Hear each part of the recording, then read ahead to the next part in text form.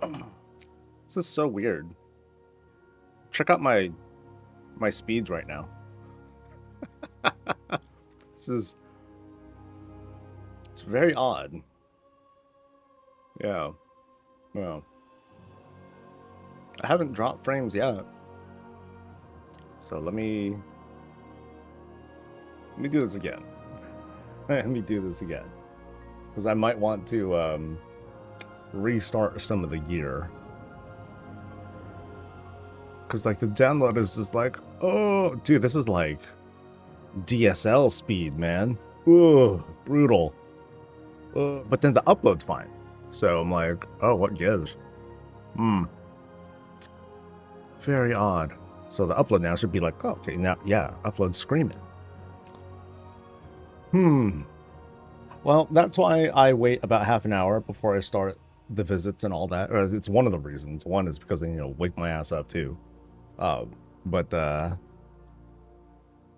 Yeah, if things are weird, then I will, yeah, maybe I should see the internet doctor. I will, I'll like restart equipment and all that stuff. And, because the last thing I want is for stuff to get weird. Is for, especially during a visit. I've had visits that were kind of damaged because of bad connections and all that, and that's not cool. I definitely don't want to do that. I did see that link. I thought I opened it somewhere. Yeah, here it is. Yeah, I did have it up. So, oh, is it a video? Oh no! Wowhead, did you summarize this? Okay. What is up, everyone? By the way, this is Soul Coffee with right. Okay. We're gonna chat. We're gonna talk. We're gonna do some visits and yada yada. Hope everyone's doing well. It's Wednesday. Hope your loots were merry. We smashed Mana Forge. It was just butter. We're just kind of cutting through with like the shittiest alts that we can come up with, and we're still like destroying the place, mostly because we got like 1 or 2 people who were pumping anyway. So I appreciate that from the team.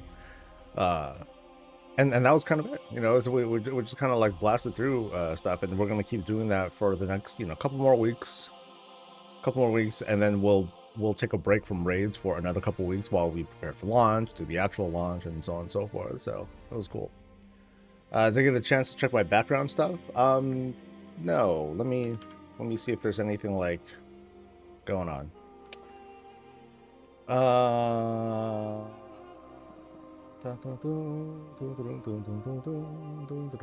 Nope, nothing weird there. I know, am I like downloading like super porn or something like that? And where are those meter things? There they are. Something. No, nothing weird. Yeah, nothing weird. I'm gonna guess it might be a router thing. So, but my drop frames has not changed. I mean, as long as I look smooth, then I'm smooth. And yeah. Now, one thing, of course, if the download speed is like that bad, then it's like, okay, I can't really watch videos and stuff. Oh, anyway, let me say hi to people. What is up to Puddle Jump? You're the first person to say hi. What's up to Ravens, to Alumbre, to Lala Cute. Hello to Arcadius and to Grimdark Loon. What's up to Stabber and Thumper and Slip Helm? Slip Hand, I'm sorry. Hello to Darth, to Nikhil, to Always Misbehaving. What's up to Lord Matthysse, and to Rain, and to Boomer, and to the rest of y'all, the lurkers. The beautiful digital smiling faces are going to be joining us throughout the day. Just real quick sanity check. Don't forget to claim your Miss Murgle over at twitch.tv/inventory if you haven't done it already. Yeah, things seem normal. I'm just kind of doing this, so it's like nothing weird, la la la la. So yeah, I don't know, weird. Okay, so what is this thing about? It is. Oh, actually, no, it is a. They do read stuff, but then. Oh, okay. Yeah. Okay, whatever. Oh, was it? It was the interview put on YouTube as well. That's cool. So how did Wowhead sum? Oh, they didn't really summarize it. But you know what? I think that's the best play for Wowhead. Bullet pointing things to be a bit too short is tough. I'm skimming. I'm not reading out loud. I'm just doing my skim sort of stuff. And we're not seeing... I'm not seeing anything like major. So, yeah.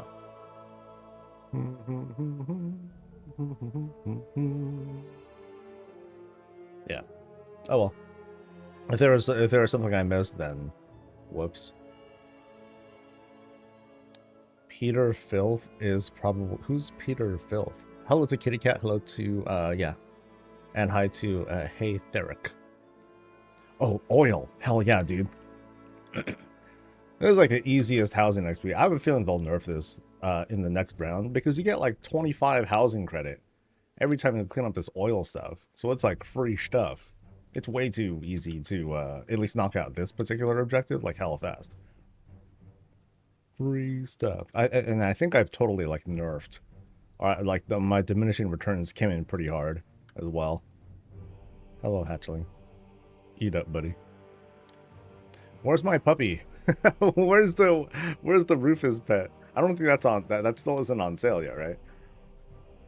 What's up, Dorian? All right, where's the oil stuff? Where's my little oil pooper? At one point, the spider bot will like stop somewhere and then it'll just like poop in one place, and I'm like, oh, this is perfect. I don't see it. No, I hope someone didn't. I hope someone in the neighborhood didn't click the thing and made the spider bot like fixed. Oh, there it is. Yeah. Okay, cool.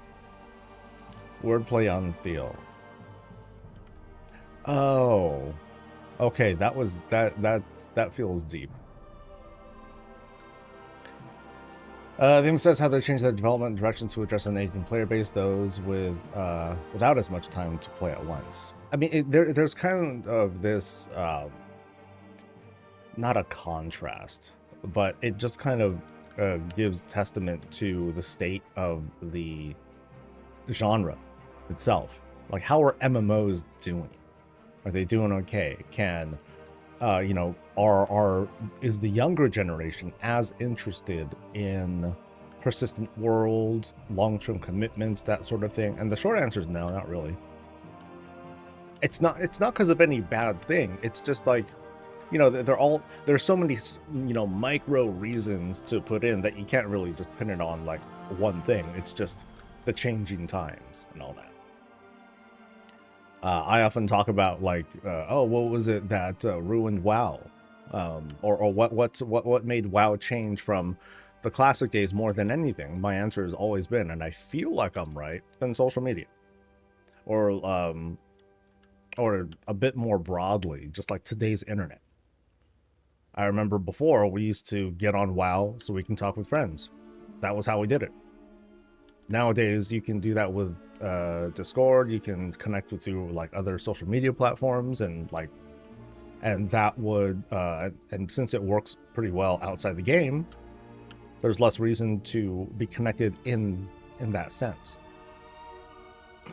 It's kind of like, you know, in the before times, as in before the internet. Sorry, I'm gonna call out all the old folks. You want to go out and hang with friends, you actually went out to see them. You know, there was all that you had to do, and you know, it was cool because that was otherwise one of the few ways you would connect with a friend, or multiple friends.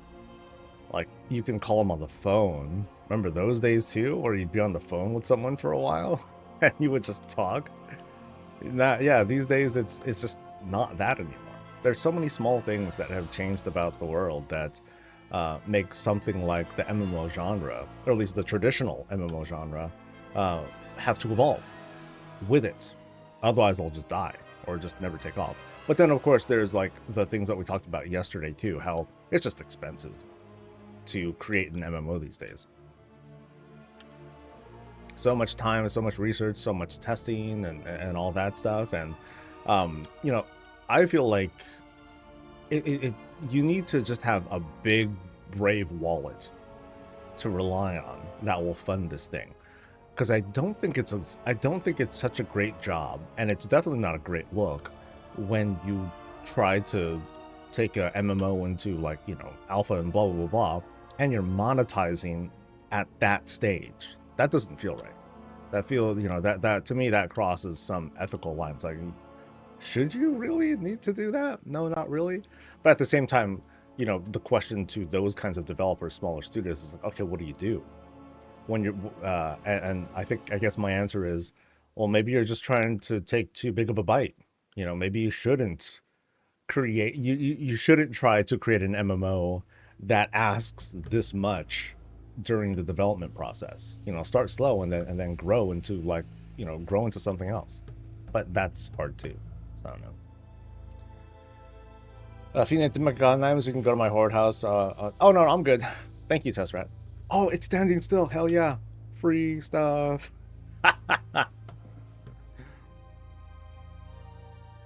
See, this feels typical for Mechagon too. Oh, so you know, someone would say, "Dude, Blizz, fix your game," and I'm like, "No, this is very in character. It's just a breakdown." I mean, obviously it's a breakdown. They're already leaking oil, so obviously the next step is it's going to stop operating correctly. +1 for us, though. Do you know when you get a turbo chicken, you can turbo boost by double jumping, and then you're setting the oil stains on fire? It goes, oh, that's cool. I did not know that.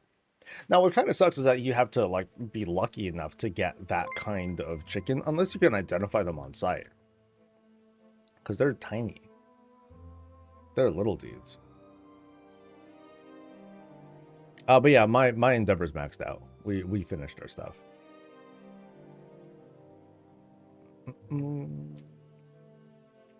But I made the argument that all the minor patches are basically useless. I honestly would give up every minor patch we got into Dub for more robust major patches. Nah, I think the attention span of a WoW player is way too short. You know, people get bored real quick. Frankly, you microwaved it. No, yeah, like folks like Bellular, folks like me, we're neck deep in this stuff. We'll observe these things on the day to day, so it's harder for us to land a good perspective on, like, what does a more typical WoW player do? You know, what's the more typical player behavior? And it's hard to capture because a lot of the time we don't even acknowledge they exist. Or fellow players don't acknowledge they exist. Everyone here who's watching, you're a cut above. You're a cut far above the others who don't watch the news, who don't look at streams, who they just come in, they play for about 5 hours a week, and they're happy.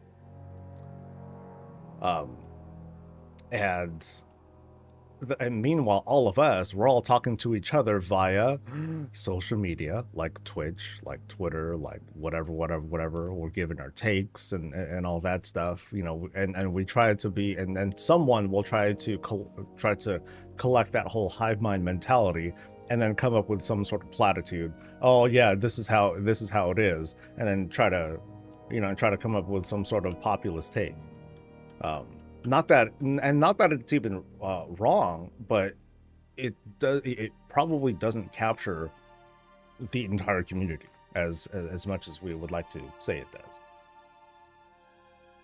Is that all a Mechagon? Yeah, this is a Mechagon thing.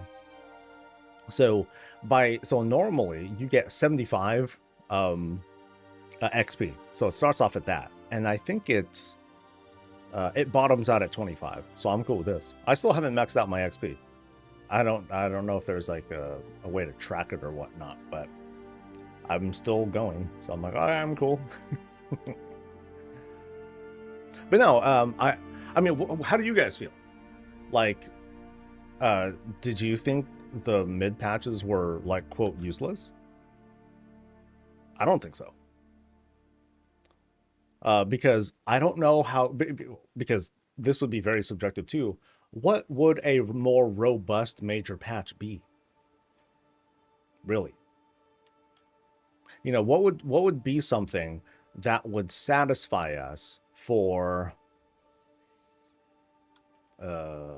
6 months, 5-6 months. Like help, like you know, let's consider that.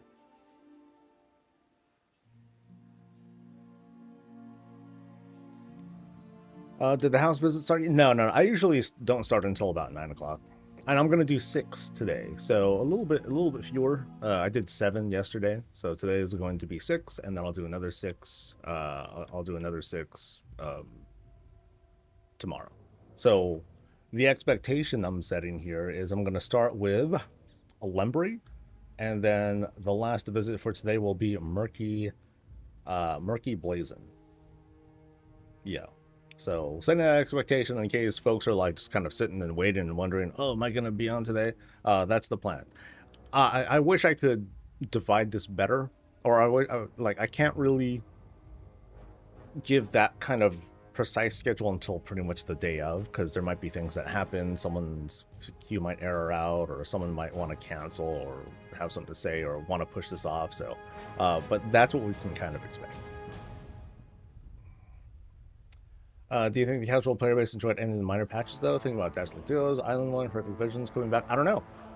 Ask them. That's really the answer. Like, there's a data-driven answer, and most of them will be like, "Oh yeah, people are playing, blah blah blah." So people must be loving it. And then one could easily make the argument, yeah, they're there because Blizzard put in some must-have thing or some feature or whatever, and so people will just consume. But did they have fun? Even though they were all just directed there. That's a good question. But it's something that you would need to ask each and every person. But the question again, though, is, what was the argument? If we gave up every minor patch. So if we had 5 months between patches instead of 8 weeks, or instead of 2 months, would that make people overall happier? It, of course, depends on what that entails. So what would it entail? Like, I would need a good example. Like, give me an example of like what a 5-month nothing patch would be. And we've had those. Shadowlands had 5 month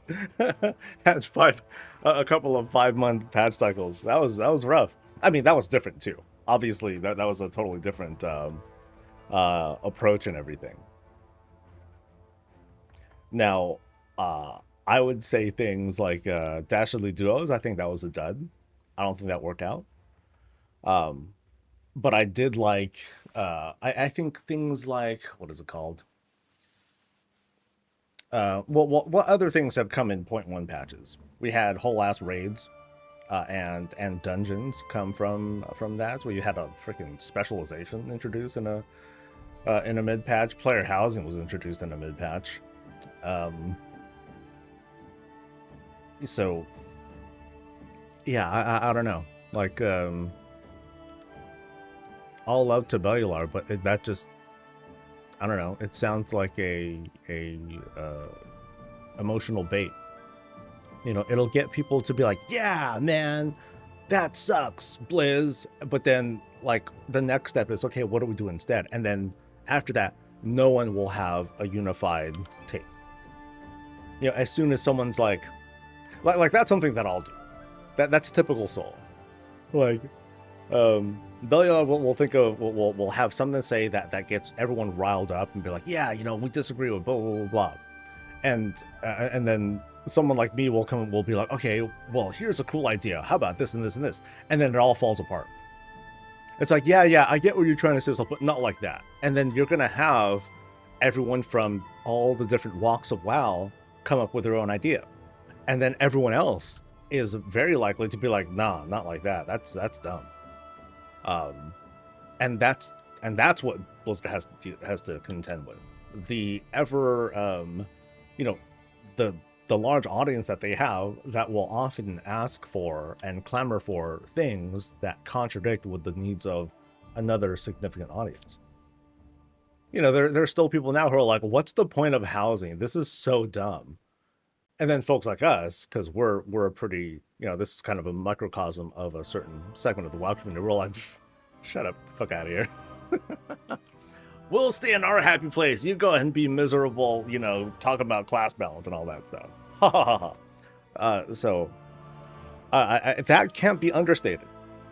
We regularly have these opposing viewpoints as an audience.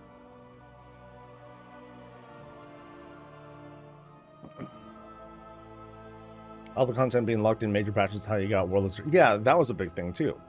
Now that was also a kind of development conundrum because they sort of gave up on it really, really early.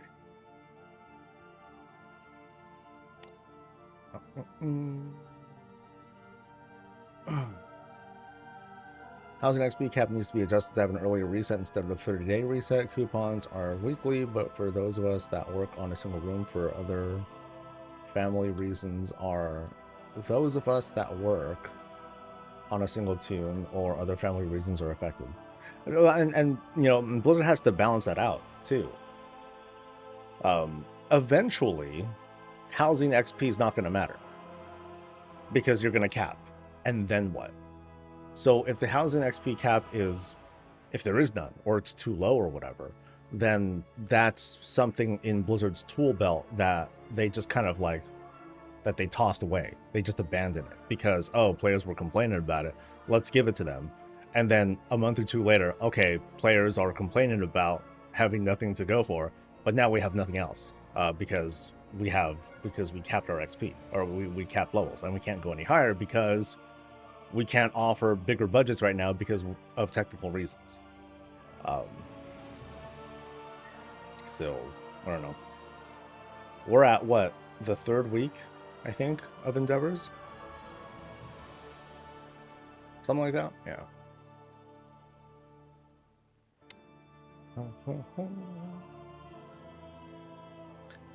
I know some people hating on player housing are the same people that do, but I mean, there's a certain kind of internet culture out there that's just like, okay, we're mad at this, guys, and then they do something. All right, now let's shift to being finally Blizz. It's like this perpetual anger. I'm like, oh, where do you guys get this kind of energy? Sheesh. I wish I had that. Man, imagine what the world can do if they took all that anger and put it into something like picking up trash and planting trees and stuff like that. It's crazy. We have a 6-month-old, and I was telling my wife the other day she can decorate with me in a few years. Nice. Nice. I feel like that mentality is way down, honestly. To Dub was pretty perfect for me. And so all of us are gonna, come from different spots. I don't think, like Matthysse, I don't think you're wrong. I enjoyed my time here, for sure. I thought, but I also thought that some things were duds. For me, the biggest one was probably Dastardly Duos, and I think there was like something else that I was like, oh, well, that came and gone. Some people, when Horrific Visions came in, I was like, fuck yeah! And I was slamming it, loved it, just as much as I did before. Other people are like, oh, the horror. No, it's back. And I'm like, yes, it's back. It's quite entertaining to see the contrast from folks. But that's like everything, Hey guys, look, new raid. I don't care about raid. I haven't raided since Cataclysm. They need to cater to their player base. Gosh, so it never ends. It's always going to be something.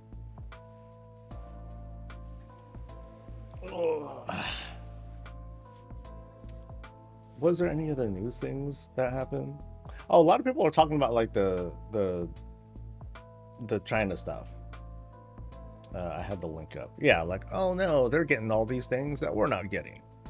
And I'm mostly gonna step aside and just let people talk and complain and all that. Cool. My only thought is, I mean, yeah, China's getting stuff that we didn't get, but there's one thing that they got that I'm sure we wouldn't want, and that's a full shutdown of services for how long was WoW shut down in China? A while. I forget how long. Long enough to just be like super like, oh my god. And for things like these that Blizzard's letting China do, let them. Imagine, I think I talked about this on the Discord channel just earlier.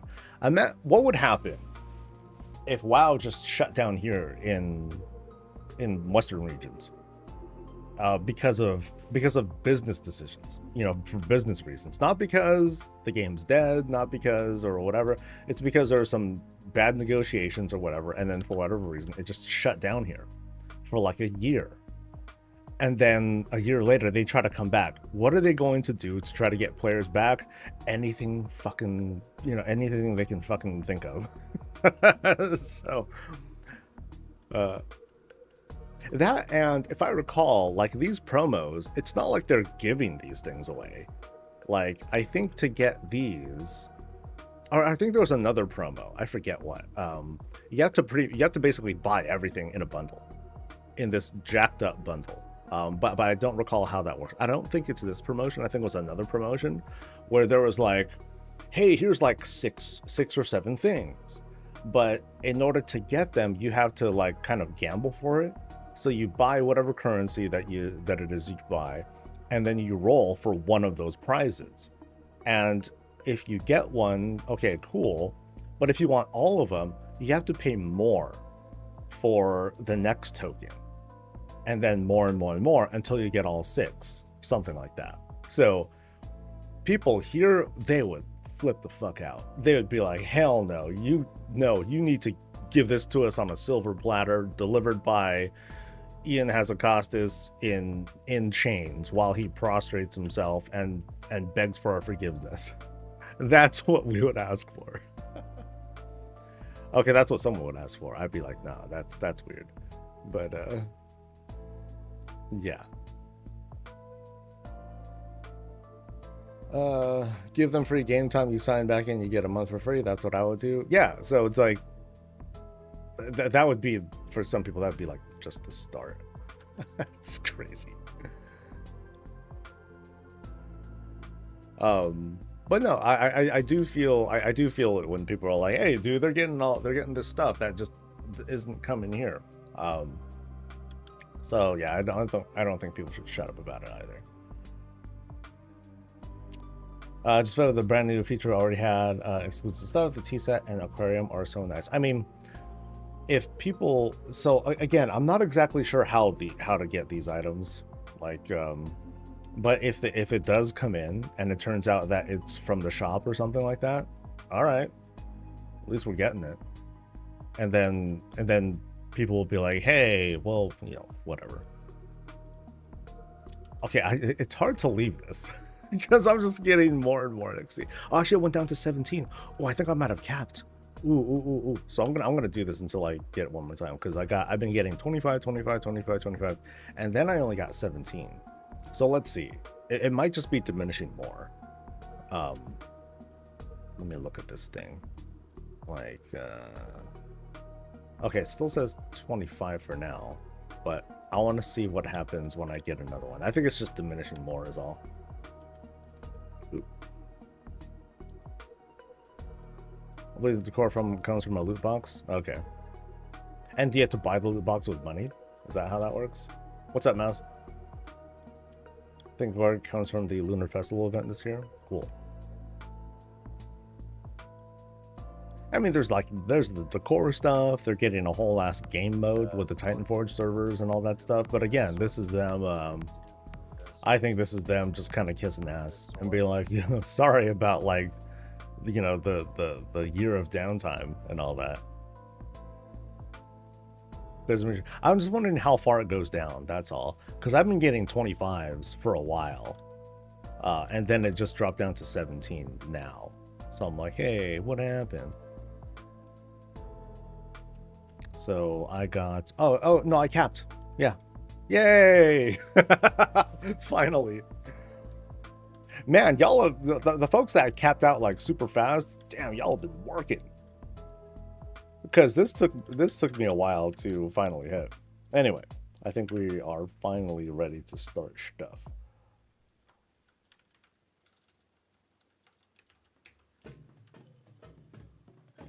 All right, so. Oh, have I visited them before? Oh, okay, I have seen their stuff before. Okay, so this, I don't know if this is a repeat or what. We'll see. It's been a while though, so we'll see. Yeah, it's a paid loot box. Rough. Got a bit crazy though from editing 15 hours of footage. Oh no, I get it. I get it. I mean, the way you set up your stuff is hella crazy though. Because I think Mouse, you do like a very fixed angle, and then you know, you assemble things in such a clean way that make it easy for someone to look at. That's some cinematography right there. There's a fast way to farm coupons. Well, I probably shouldn't say how. I'm sure there is. I mean, for me, it's not a big deal. I'm just doing it because I'm running the clock, and it's right there. So I'm like, I really hope I'm wrong and we do indeed get the items from the US Lunar event, but I have a bad feeling we won't. I mean, maybe not. It's hard to say because like the data, as far as I know, the data's in the files. I don't know if it's encrypted or whatnot. But it wasn't the beta. But then that's what everyone gets, regardless of region. So. Lance Endeavor's been kept for a week. We're now working. Oh, so damn, your guild's doing 2 things. That's crazy. Crazy. All right, so I still haven't had frames drop, so I think I'm okay. It's just like, I don't know, for some reason my download speed is just like total poop. Oh well. So this is an interesting one. This person signed up December 20th. And I guess it just took a while to get for them to see the BattleNet, the BattleTag invite, and then they finally accepted it. So I'm like, okay, here we are, like a month later. So, what's up, Neeb? All right, so let's get this thing going. All right, we're here at Vathor's place. We're over in Founders Point. We're back on U.S. realms. Hey, hey, hey! Nice and bright and clear outside for a change. Let's enjoy that while we can, and let's walk right in. So we're pathed in with some greens, some rocks on the side here. Oh, okay, kind of interesting. There's like a punching bag all the way over there. So let's go down the path, walk by some more of the fixins over here. Big old tree with the well. That's actually very odd because that tree can very easily just kind of bust into where the well water is, and then there's tree all over, and then the well dries up, and then everyone's sad. But am I being nitpicky? Yeah, maybe a little bit. But you do have this relaxing spot to enjoy a little forest view. Actually, no, we're not looking at the forest. We're looking at sheepies. Oh, that's kind of a horror show because here we have stew, and then there's sheep, and I'm sure they're like, oh crap, they're like quaking with fear because like they might be next. And meanwhile, the boss of the house is like, grabs the rifle. I think that's gonna be for lunch today, you know, and a little bit gruesome, but it's okay. All right, let's jog back here. Let's see what we have here. Ah, is this what happens after the sheep? No, this is more like kind of an outdoor workshop. Bit of some foraging going on, some axe throwing, you know, a little bit of weapon testing. Oh, and check it out. They have a nice little fishing set up here. Boat, gear, and all. Once they're done with that, they chill over here for a little bit, along with Puppy. Got Puppy House right over here. And then we have greens surrounding the house. Actually, I just noticed there, we have the hanging trellis. They just put this thing on the side, you know, to give a little bit of shade, a natural shade right up top. That's cool. That's really neat. Now let's head on inside. See what's good.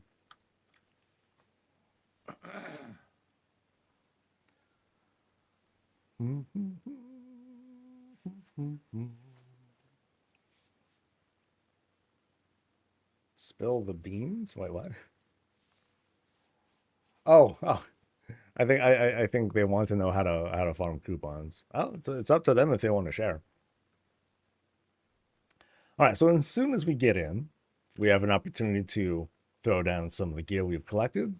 And check it out, we have this nice little collection of clutter here on the side. I really feel like I've been here before. I kind of remember like this pile of clutter being here, including paintings. We got Nixia's head. We have this. I mean, it's a torch, but it kind of tells me like, okay, it's like something else. It's trying to depict itself as like something else entirely. But yeah, nice little setup with like, well, a bit of a random fountain over there, but still kind of cool. And it's Christmas over. Okay, I feel like I've gone back in time. I've totally gone back in time here. So, Christmas tree with all the fixins. Check out the box. It's using the picture frames. That was a very good style that people picked up on. They used the picture frames as wrappers, you know, and then they had just like all sorts of other decorative, colorful things surrounded the tree. And then over here, we have this quaint mirror. Hey, mouse, this look familiar? Okay. Now the take on this is they have the lower ceiling set up, so they kind of closed off like this whole space. I don't know if this is like a if this is actually a larger a taller room, like a stairwell room or not. But the spread that they have here, nice and quaint. It's a little contradictory because you have like the kind of rough you have the rough curtains here when most oftentimes people will come up with like the more elegant type. So this one stands out a little bit, but not in such a bad way. It's just something that I'm pointing out.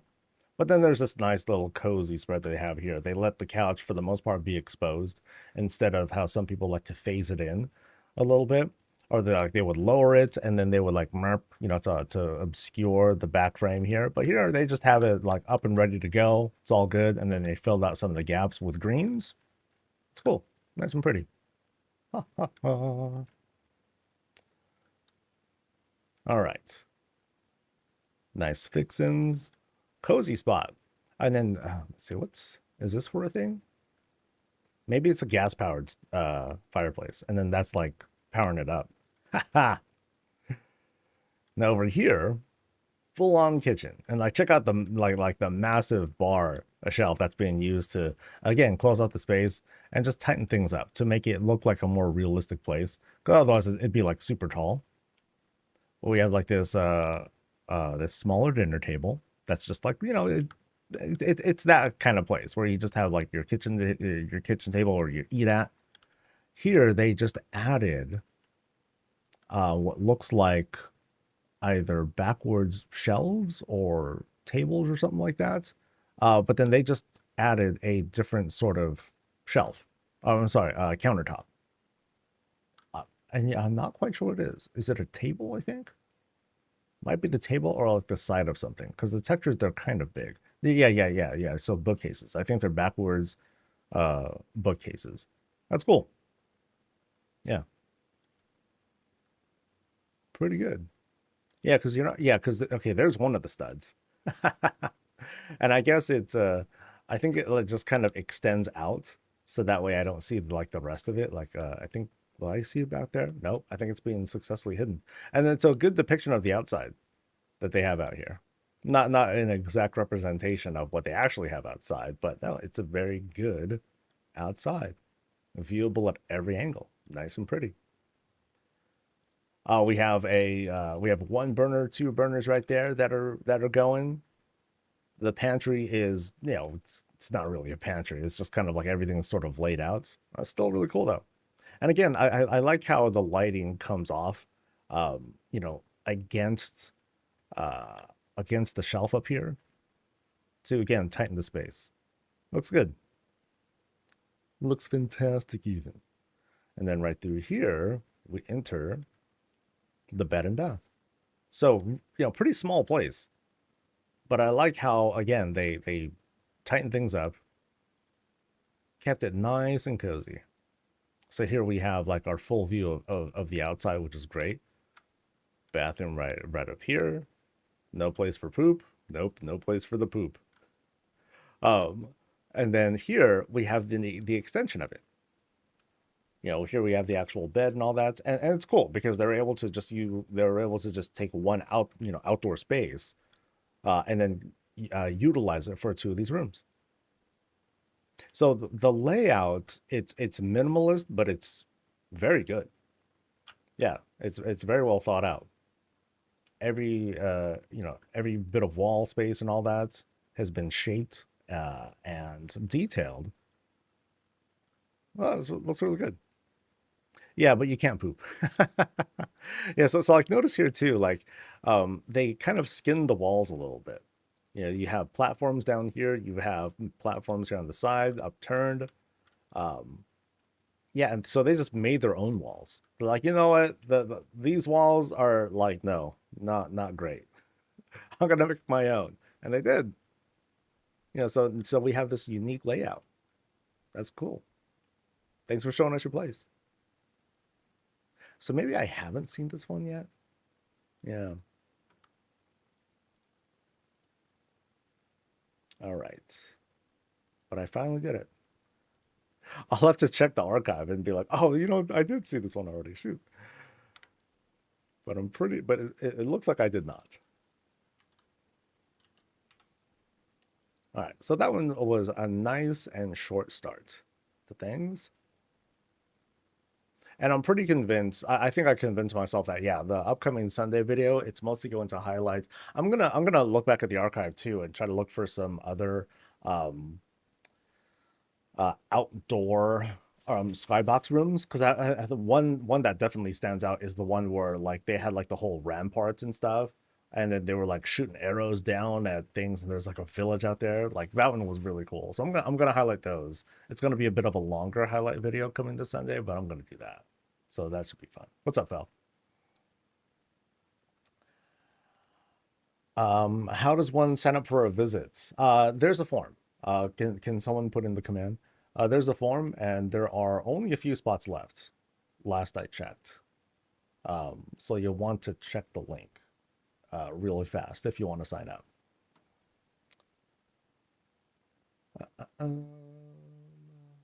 Yeah, thank you, Panda.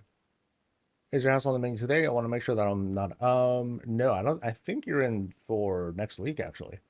Yeah, yeah. When I book folks, Phil, when you sign up, expect a week turnaround once you sign up. So you're basically signing up for next week, not this week. I'm that popular. I'm I'm just playing. Actually, I'm not just playing. Dude, you should have seen me like before I had this organized, man. I was like, all right, guys, we got 60 visits to do this week.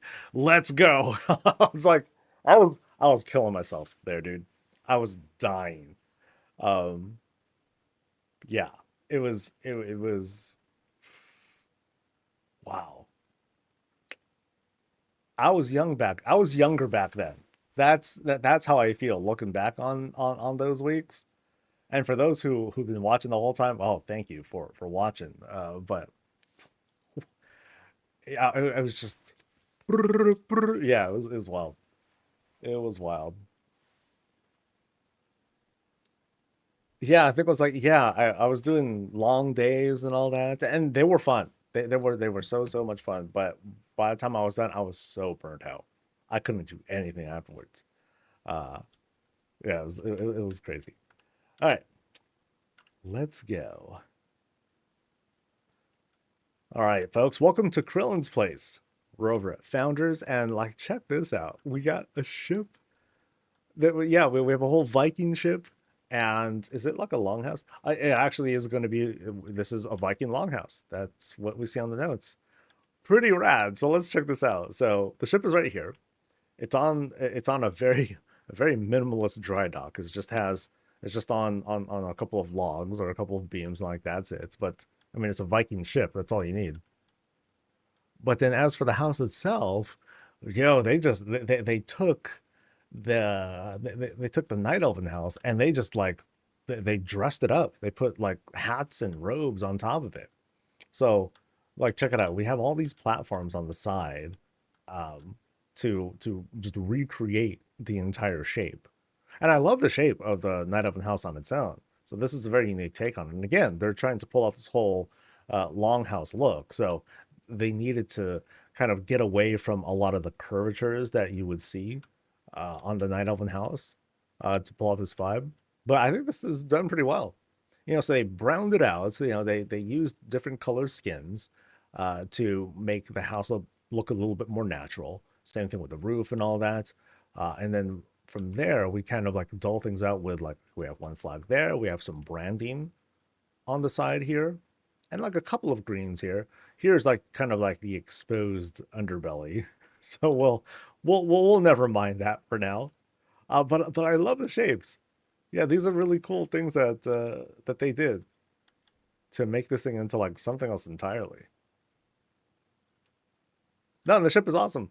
It's like simple shapes, very simple shapes to again to reshape what you normally have. So dragon head, you have some shields, you have some shields right over there, and a sail. It's cute. I mean, it works. Like I'm very convinced. So let's see what's going on inside. Yeah.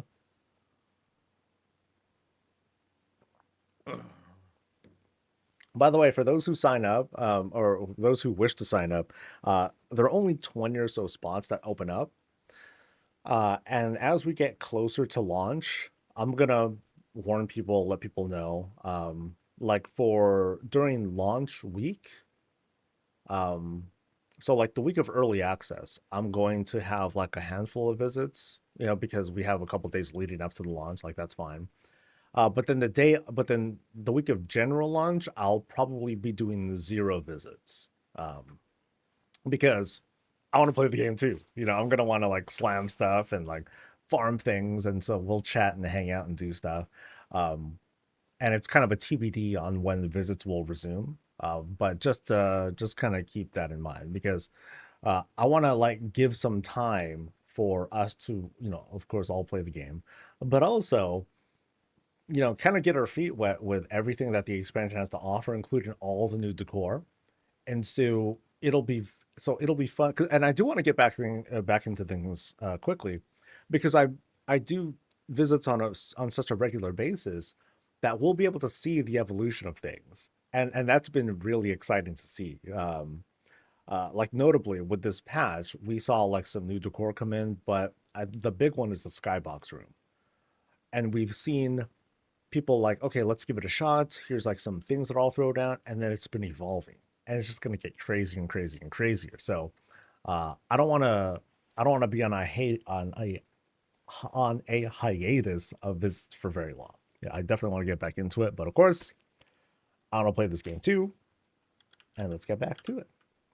So as soon as we enter the longhouse, we have a pretty sparse entrance, but we're greeted right inside to this big old table. Heck yeah. Actually, it's a D&D table that we look at it, because here's the boss's seat, and the boss is like, I'm not going to show anything here. Haha. And I almost feel like I've been here before, but I have not. Yeah, they only signed up like a week ago. So, yeah, we have that sort of vibe going on. All the pieces are out. Folks are gaming, hopefully having a good time, hopefully not dying. What pieces do we have out here? Some unique little bits of decor are out here, including like a little puppy house with a little thing on top. They have this, I don't know, altar with a door, and so like a, kind of a little knickknacks that they set up to bring this to add more life to the table. That's cool. So all those folks are gaming in front of the grand room. Some folks are just relaxing here. They're just leaning back hard, inhaling some purple smoke. It's all good. Or they're just sprawled in front of the massive, massive fireplace. Like really, it's very, very large. You to walk right into the darn thing. It's kind of crazy.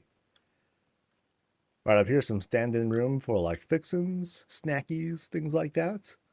Again, as folks are like playing and doing their own thing. And then looming over to the side, the dark portal. No big deal. No big deal. So anyone who loses or gets killed, they get thrown through the portal and into the unknown. Convenient. Otherwise, a well-dressed room. Festive, well-lit. A little bit of celebrations of class stuff. Dalaran, Demon Hunters right there. Zaltath and Ilaria, hey, what's up? Fruits, yay. And, okay, I want to go through there, but let me peek here really quick. And what do we see? Okay, so now we have the Longhouse proper. So this is the gaming stuff. This is all fun. But then here it's more feasting than business. Like, oh, check that. I like this. This is cool. So, of course, we have this traditional tables that are surrounding the area. Here we have like the fire pit using 3 big old balls. Lots of ways that they could have gone about this. They could have like created like an actual pit here. In this case, they just took a table, put in some wood to kind of dress it up, and then threw in the fire. And there you go. Now, the bosses, no, okay, there's no table for the boss, but he definitely has his own throne surrounded by all the loots. So it's a very intimidating shot. It's like, what did you say? And then like he just grabs one of the swords from his treasure thing and just like just shanks someone or whatever. Oh, I think that's where the family sits. Yeah. So we have like these kind of fancier chairs here, somewhat plainer chairs over there, and then guests might happen to be there. Who knows? I actually don't know how the seating arrangement is supposed to look. Yeah. All right. But yeah, this is a cool spread. Huge pieces, by the way. Like, here we are. So this is definitely made for presentation, not exactly the functionality of things. Or maybe it is, and we're just in a house of giants. I mean, hey, these guys are nothing to mess around with either. So, but yeah, hella cool. Let's go over here where we have what feels like the kitchen. Very, very spacious kitchen. We'll start panning left here. And we have some cooking utensils hanging out right over here. Bacon mitts, something to, and a pulverizer. Okay. You got to tenderize that meat somehow, even though they might still be alive. Right around here, the important stuff, drinks, tons and tons of drinks. Around here, so here we have the Pandaran table, and they closed off the rest of it quite cleanly with the Calderai table. That works out perfectly good. And then back here is, we still have more. So we have a lot of food prep that's going on here. And killing is going, or forges. We're forging food over here. Big old pizza oven. Actually, no, they just threw some meats in there. And then here, back here is the dry pantry. That kind of works out. Even though the pantry is like kind of shaped, or they're kind of tilted in a certain way, it's still convincing enough. Yeah, that works out. And then, and how nice. They actually wash their vegetables. How responsible. Which kind of tells me what? Is it because they buy their stuff from like places that spray or what? But oh well. Better safe, right? Better safe. And then once they're done, I think here's all the food that is like ready to go back out when folks are like hungering for more. And of course we got coffee. All that stuff's ready to go. Actually, is anyone having coffee out there? No. It must be dessert coffee. So at some point, they're going to have delicious treats and desserts, and then you wash it down with some coffee. Excellent. Gravity's not playing in that pantry. It's magic, dude. It's magic. All right, so here's the boss's room. There's a dark portal back there, so we're going to go through this shroud and into the bedroom. Not very far from, that's fine. Not very far from where you eat. So huge raised bed. Throw down the remaining stuff. Got Miss Murgle there who's keeping watch over things. We go night. We get up to like this kind of spread here. I kind of like doing this where I'll kind of capture the perspective of getting up and like, what do I survey here when I get up? I mean, I'm standing up, but whatever. Grab my drink, or something like that. Boop, boop. Feed the fishies really quick. You know, boom, I'm grabbing what looks like fish food. Toss that stuff in. Get some work in. Do a little workout in front of the fireplace. All right, good to go. Let's bathe. So now, the bathroom. Boop, hop in, do our thing. No place for poop though. Oh no. Well, it's got to go somewhere. It's gonna go somewhere at some point. We gotta get dressed, pretty ourselves up in front of the vanity, or relax. I think there was a second vanity here too. It's like a quick transmog check before we're ready to go, and then off we go to adventure. Yo. Oh, I just noticed the Nixie's head right there too. Ah, what a celebration, dude. What a celebration. I love shots like these. These are cool. Big old throne room and all that. And let's okay, so we're gonna retreat a little bit. Now we're gonna go to the Dark Portal. What do you think we're gonna see here? We might see fell stuff. We might see torture stuff. I want to see like a twist. Like I want to suddenly be in like this modern house or something like that. Or it's just the toilet. Because we haven't seen one yet. What do we get? Boop. Oh. Okay. So now we have this kind of like war room, planning room. Plans for the Broken Isles over and over and over again. But no Gilneas. Ah. Maybe this is the Gilnean base. And they want to protect it. Wow. I've never seen the other side of things. Okay, so this is the Gilneas Defense Force room. That's the story now. But yeah, lots of class celebrations here. We're actually in a stairwell room. So we're going to be doing a bit of a climb. There's going to be quite a bit more that's going on here. So yeah, we portaled into Gilneas now. At some point, we had to see the other side of things, right? But yeah, lots of fixings of, lots of implements of war. Planning, books, strategy guides, war tables, etc. Armillary. Sure. And then crossing through, we enter this sort of library kind of area. No relaxing to be had here, by the way. Barely even any places to sit. This is all business right here. But it's so bright and airy, though. Lots of, very pretty. Lots of room for color and all that. So we have this area under the staircase, and I don't know, is there a secret here? Yeah, there is. What do we have? We got secret plans, fell stuff happening over here. What other secrets? Engineering, like, I don't know, super secret weapons of destruction. Away from prying eyes, that sort of thing. All right. But yeah, very dressed up bookcases. They fill it up with all sorts of little knickknacks that they've acquired. Achievements, stuff that they bought, picked up, whatever. I like that little touch with the arcane toilet paper on top of the banner. I feel bad because I always call it arcane toilet paper now, but I mean, it's true. So can't really help that. Ooh, I want to click that. Sorry. Huh? Come on, click. Yeah, we got it. I see that, I click it every time. It's like the law. Well, we have what feels like a semi-random assortment of just cool things that they wanted to use to fill out space. And here we have these other tasteful touches. Like here we have like the another wolf head. This one happens to be hanging on a trophy case, which is cool, or a trophy mount.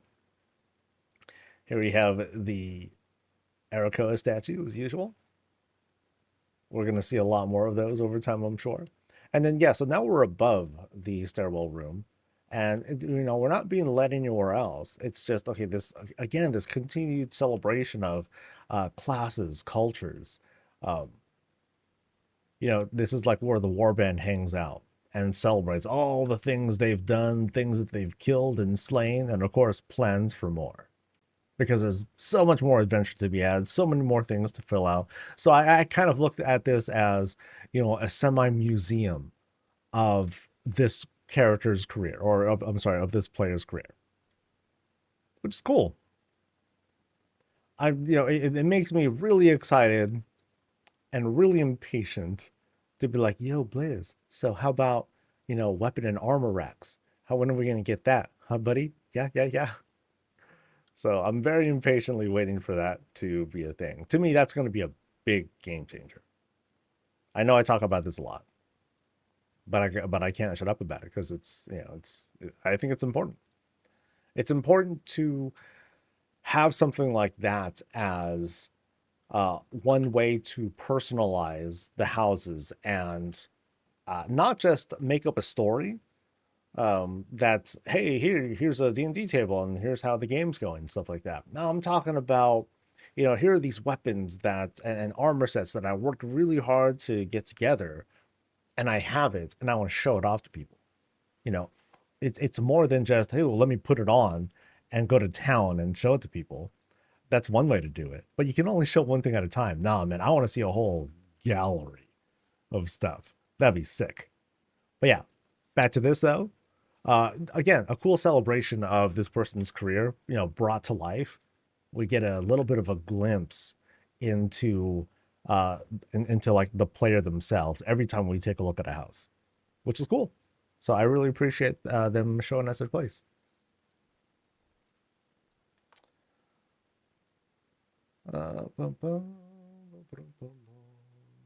I wish Blizzard would just charge players gold when the house gets built. Acquiring an item once is easy, but buying more construction materials all the time. So old-fashioned. Thanks for the info.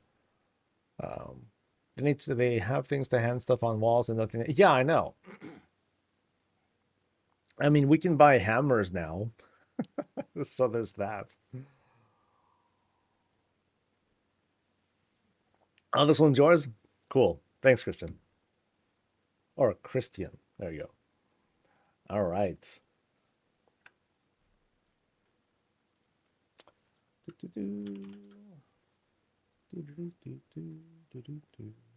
Is this another repeat? Yes, it is. Okay.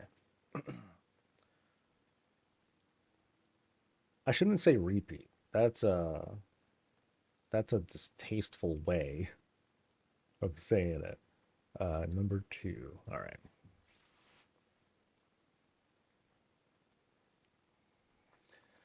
I'll totally be glad when I can have wall legendaries I'll collect it over years. Oh yeah, dude. I want like just shields everywhere. Now I wonder how that's gonna work. Honestly. Um like, ooh, wow, it's crazy. Um I imagine, this is just me pretending here. I imagine that we'll get a thing called a weapon rack. And I hope I can make an invisible weapon rack. I would love for that. But basically, it would be like weapon placement or something like that. And then we would just have like this little dot, maybe. And then we click on the dot, and then we decide what weapon we want. Or armor. Yeah, let's go with weapon first. We can decide whatever weapon we want. And so we choose the weapon, and once we choose the weapon, then it just displays there. The question I have for myself is, can I place, and here's a question for you folks too, how many weapons or how many duplicates of weapons can we place? Unlimited? Should I be able to do that? Or as much as budget allows, that is. Should I be able to place unlimited amounts of those? Should there be a cap of some sort, which I'm sure would piss some people off because they'll be like, yo, I want to place 50 of the same shield because I want to make a wall of this kind of shield because I think it's very cool. Should that be a thing? Or are we going to see something like you can only place a maximum of 10 weapons total? Like, so you can only have 10 weapon racks out at once. Because I have a feeling there's gonna be some sort of restriction or limitation. I don't know if it's gonna go that far. I But yeah, or I guess the best ideal thing maybe would be you can place at most two duplicates of any item or of any weapon, because with respect to like dual wielders and stuff like that, there's no triple wielders, not yet. Hey, um, so maybe it can be limited to that, but I don't know. I don't know what the best approach would be. I mean, okay, I'm sure the best approach would be, well, obviously unlimited everything for free. But I don't think, I have a feeling that there's going to be some sort of technical restriction to that. So I don't know.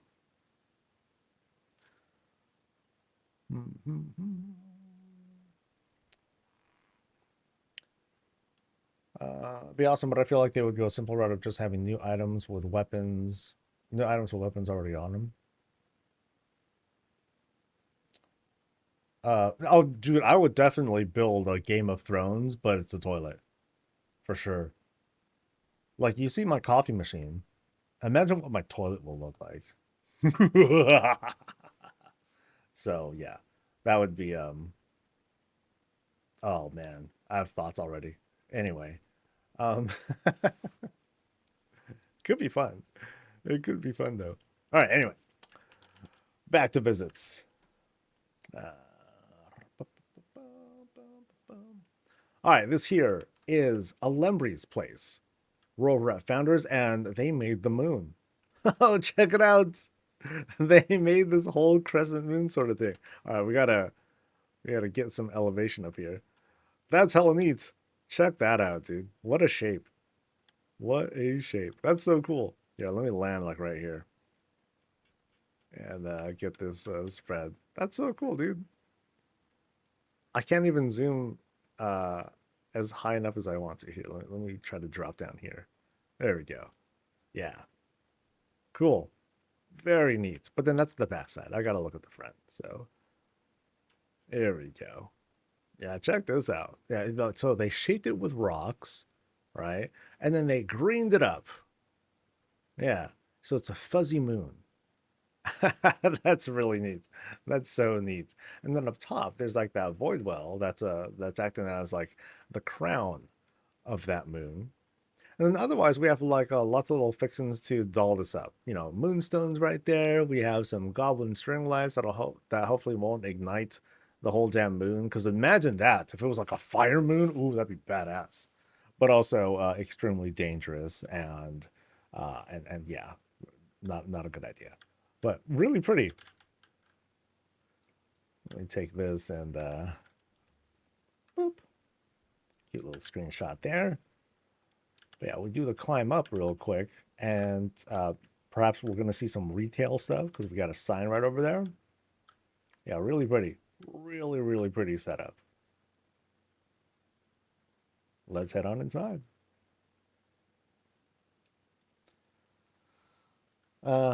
Biggest note is my exterior is not original. I copied the idea from a Facebook post. Hey, but it's yours. Or but it's still, you still put it together. And I think it's something to appreciate anyway. All right. So as soon as we walk in, okay, ooh. So a lot of little things here. So as soon as we walk in, we're flanked by both the Arcan Door and the Nightwell. And we have this very greened out entrance. And there's also, it's very, notice how dim it is. I don't think we see I don't think the boss of the house is here. The armillary, it's not active right now, but like it's just a very, very like, very dim look we have here. Very subtle lights. We got Sassy Dragon, not even looking at us like straight. They're just kind of side-eyeing us like, oh, you're here. Welcome, I guess. That's meanwhile, Pandarian's like, dude, Sassy Dragon, don't be such a, don't be such a stick up the butt. Let's just chill and vibe and smoke and have a good time. And Sassy Dragon's like, whatever. Uh, so right back here, like, notice again. Oh, it is. Oh, you are here. Oh, deceptive. Okay. So it is set to unnatural dark. And you can see like how much it contrasts here. Like the up here, barely visible. But it's being lit so well by the outside here. Really cool. Really, really cool. Unnatural dark is probably my favorite look. Oh, check this out. So this happens to be a stairwell room as well. And then they have all sorts of what looks like fences.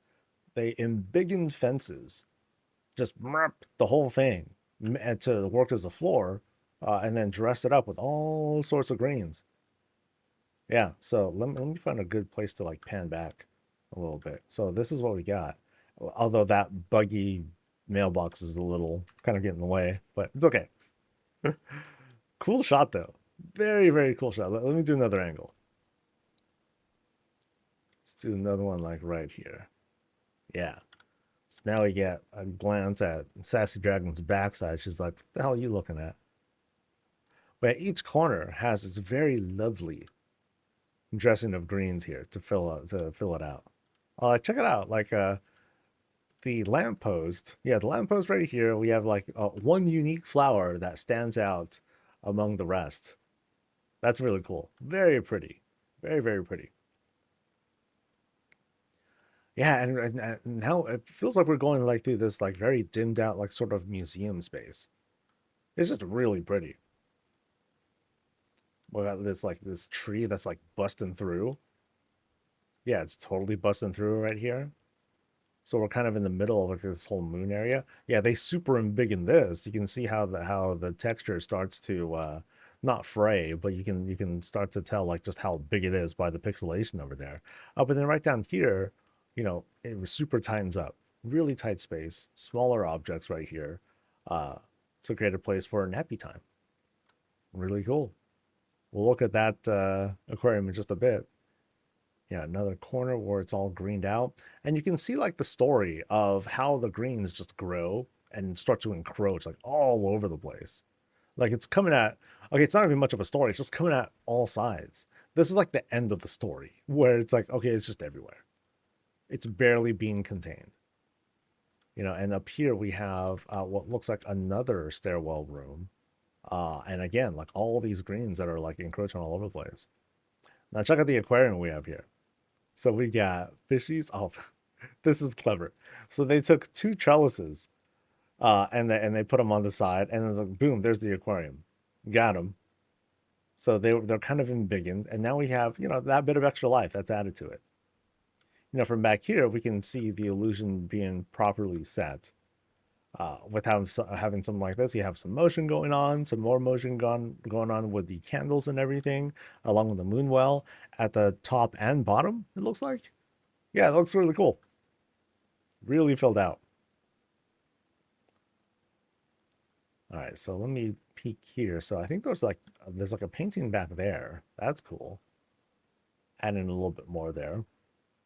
And I think now I'm compelled to go this way. So now we're going kind of outside-ish into this sort of greenhousey area. But it's super covered up too. This little, I don't know what the best term is, like this little pavilion. But yeah, it's just this rocky area that's been carved out for like smoking, chilling, vibing, listening to some water sounds, and relaxing. And very well lit in this particular space, actually. It's kind of interesting. All right, so let's backtrack, and now we'll go this way. And, well, okay, we'll go into this gazebo, because I'm curious what's going on. It's like been super embiggened into like this sort of living room space. It's like a raised living room. Boop. There's our fireplace forge looking thing. Got snacks, things to read, more snacks, something to drink, and hang out. So it's kind of an intimate spot, but not so much. It's pretty open and people can be like all around here. Actually, no, they won't, because this is water. That's dope. I just noticed that too. Shoot. Oh, that's so pretty. Yeah, so we have like this whole yeah, like this whole river runs under the house. That's neat. That's really neat. So it'd be cool if like later on there's like a way to open things up, and that's why you have the boat. Otherwise the boat just goes in a circle. That'd be kind of weird. But yeah, if the boat takes you somewhere, that'd be sick. All right, so now we're here, I think. Yeah, now we're here. We have some outdoor stuff going on there, things to hang up. So we have this kind of this sort of a study station, workstation on the side. Auto readers are going. Oh, they're super multitasking. This is the equivalent of having like, a whole bunch of browser tabs open. He's trying to get as much done as he can. Oh, don't worry, I'll get to it. But then back here we have again this nice glow coming from the outside. The quote outside. Really nice. I'm kind of losing my orientation here. This is a very spacious place. Really pretty. But now we're at the retail spot. We're in a cake shop. Check it out. No, it's a coffee shop. Hell yeah, dude. Nice. So I'm just double checking here. So here was the entrance. No, not the entrance. Okay, I'm just lost. But yeah, we entered a coffee shop. Check it out. So we got plenty of places to sit, big tables, littler tables with which to imbibe on caffeinated goodness. Heck yeah. We got cakes on display, which is very, very darling. Like, check it out. We got a cup, a chalice that's been turned upside down and turned into like this very fancy stand. Rug, pillow, and then we have some greens on top. That's adorable. We got cookies. Oh, my heart. We got cookies. We got stacks of coffee. Heck yeah. We got, I don't know, chocolate cake. Sure. Chocolate cake. I think that's a chair. We have, God, this is cool. This is so good. Let's go back here. We got coffee brewing. Stuff's being ground. Someone spilled coffee. Sinners. Yeah, and then we got coffee machine. Click coffee machine. There we go. Oh yeah, dude. They got like a mass production going. And here's their logo. Interesting. Hey, you gotta have that branding somehow, right? And then oh, there's an elevation above us too. Let me do a quick glance up here. I'm just glancing real quick. I'll come back down later because I feel like my whole sense of orientation is totally off. This house is huge. So the budget right now is 2360. So this is a level 6. And then now we have outside. Oh, check it out. Oh wow. Okay, the way that we're entranced into this thing, really good. Oh, it's 7 now? Yeah, really good. Really, really good. Notice how the walls surround the entire spot. So for me, at least, that solves the whole illusion, the possible illusion issue. But then it looks like it's all the way against the wall. So they wanted to make as much use of the space here as possible. And boy, did they. Like, this is a whole outdoor barbecue and feasting area. Yeah, really cool. So let's go out here, places to look at. Lots of greens to help fill out space. And then these covered areas for like the pantry, kitchen area. More stuff to kind of, again, fill out the space properly. The dry pantry is back here, well protected from the elements of sorts. Here's the kitchen proper. Not covered this time, but it's all good because then otherwise oil would like build up and it would be all sorts of problems. So it's an open air kitchen. We've got the grills going. Food has been ready to go. People are feasting. And then here we are at like at the drink bar. Serve yourself, dang it. More coffee is being processed out here. Very good. Wow, this is great. This is great. I love like, I forgot what this thing's called, but I love that. It's looming. Like it's so intimidating looking. It commands presence here because it's so damn big. But that works out so well, dude. That's hella good. That's hella good. Nice. Now again, the usual challenge, there's not much back there as you're going back inside, but that's okay. That's okay. We've seen examples of what people are capable of doing, and we're just going to see further evolutions of it. But what we saw there is like fantastic. Oh, there's the boss of the house. Hey, nice. Yeah, really awesome place so far. But now we're going to continue exploring because I'm lost, man.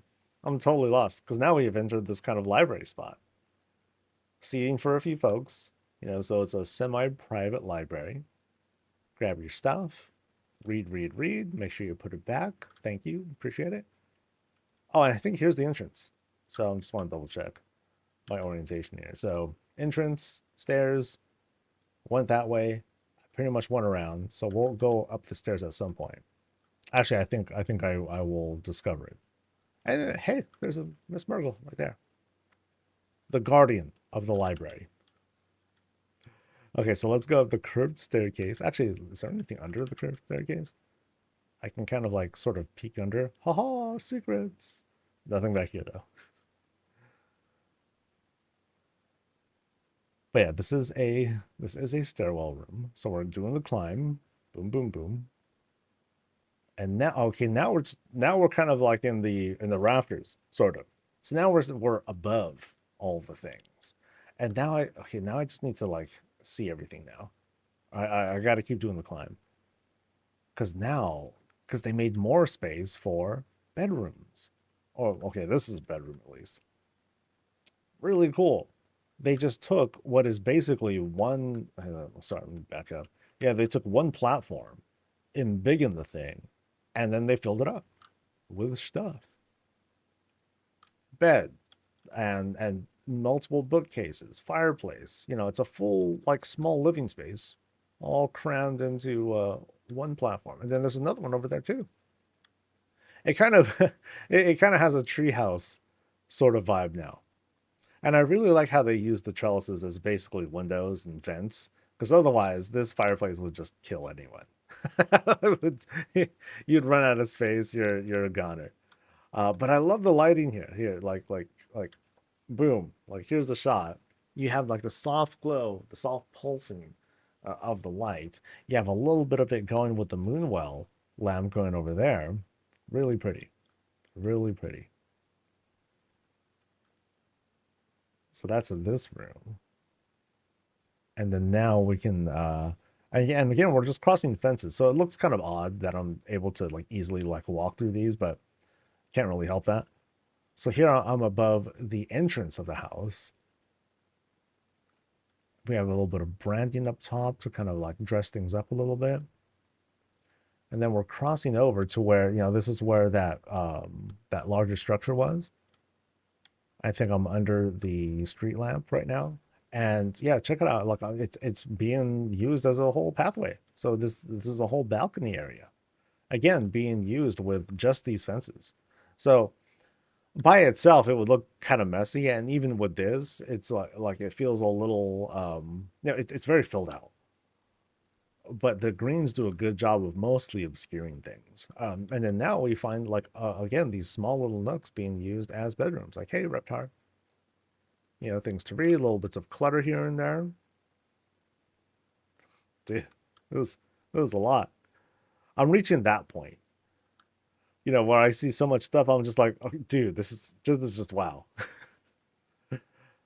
I reach a certain threshold and I'm just like shaking my head, being like, oh my God. So now we're above this little the lake area, the giant gazebo that was surrounded by the water and the boats and everything. And again, these little bedrooms that are being carved out at the top of these stairwell rooms. So here's another one. This one, and we saw different kinds of beds. I think I've seen one of those smaller Calderai beds. I've seen a human one. There's this one, the Zandalari one, and then there's like another one of those larger night elf beds for two. For like fun stuff. But yeah, another successful bedroom. Yeah. So every room has that sort of different theme to it. That's crazy, dude. That's crazy. That's a lot. And then here's like the dragon stuff. So now you see all these sorts of dragon things going on here. Dragon bookcase and the bed. I think that's a blood elf thing, but details, whatever. It's okay. I think that's a blood elf thing. I think that's like one of the new things that we got. And now I think I go this way. So now we're on the floor proper. We're back on an actual floor. Oh, that was the draft theater one. Oh, okay, cool. So again, bedroom right over here, kind of a small spot. Actually, this is one of the bigger spots because now we're back on a normal floor. So there's space to like carve out a little bit more. A little bit more real estate. Wow. The layout in here is incredible. Incredible. Then one more door here for this other. Oh, dude, check out how dim it is here. All you have really is the glow of the fireplace, and uh, the top of the bed. The shroud actually seems to emit its own kind of sort of light, or at least it's bright. It's not really affected by the other lighting effects here. Okay, so now we're over here. Okay, we're back over the cafe. All right. There's a secret wing? Great. I guess the only clue I'll ask for is, do I access this from the first floor or the second floor? It's in the notes. Okay. I will try to find it. I think I'm almost at the room. Actually, I don't think I can climb down from here. So here's the stairs. So I'm above the entrance of the house. So there's the entrance. And then I go here. And then now, somewhere here is Le Secret, which I'm guessing might be in that direction. Maybe. I don't know. Oh no. Oh yeah, there is. Oh, I don't even know what I walked through. I walked through nothing. Okay, it was just a shroud. It's just a shroud. Okay, so shroud of greens, and then boom. Wow, this is total like Avatar vibes now, man. You know, I only seen the first one, but you know when you're walking when they're walking through that forest and like they're just surrounded by these bright glowing greens and all that. That's this shot. Oh, sorry. Here we go. Boom. That looks so good. That looks so good. So what do we have? We got water, we got moonstones, we have like this really good contrast of like of the greens, and then you have a couple of flowers that help to dot the space, and then you have the filigree lights to act as like support. So let me kind of slowly walk through this. Yeah, really, really pretty. Yeah, and then we happen to go through a door here. We keep going with the greens and everything, but now we get onto this sort of floor, still surrounded by all these greens, but now we have three doors to go through. Door number one, which I'm sure is very friendly. Number two and number three. Now, which one has the bathroom? I'm gonna go straight this time. Do something a little different. So now, okay, now we entered like a more proper like a personal living space, right? We got a place to sit. They skinned it with a rug and made for ourselves like this nice relaxing place to have some coffees. Very good. Coffees and snacks and more coffees and shalambao and all the good stuff up top. Right on. Oh, and then there's a kitchen proper in the back. So yeah, this has a very like kind of a tight apartment sort of feel. You got one burner with noodles and all that going. And then here, once again, we have the bedrooms that are carved out using the trellises as sort of windows. Oh, I really like this spread. Yeah, I like how this worked out as wallpaper. Really, really good. Very evil. Um, but also very frisky. You got the double wide bed. Mm, that's a that's a Calderai king bed. Get it? Because it's like Cal King instead it's Caldera. Anyway, yeah, sorry.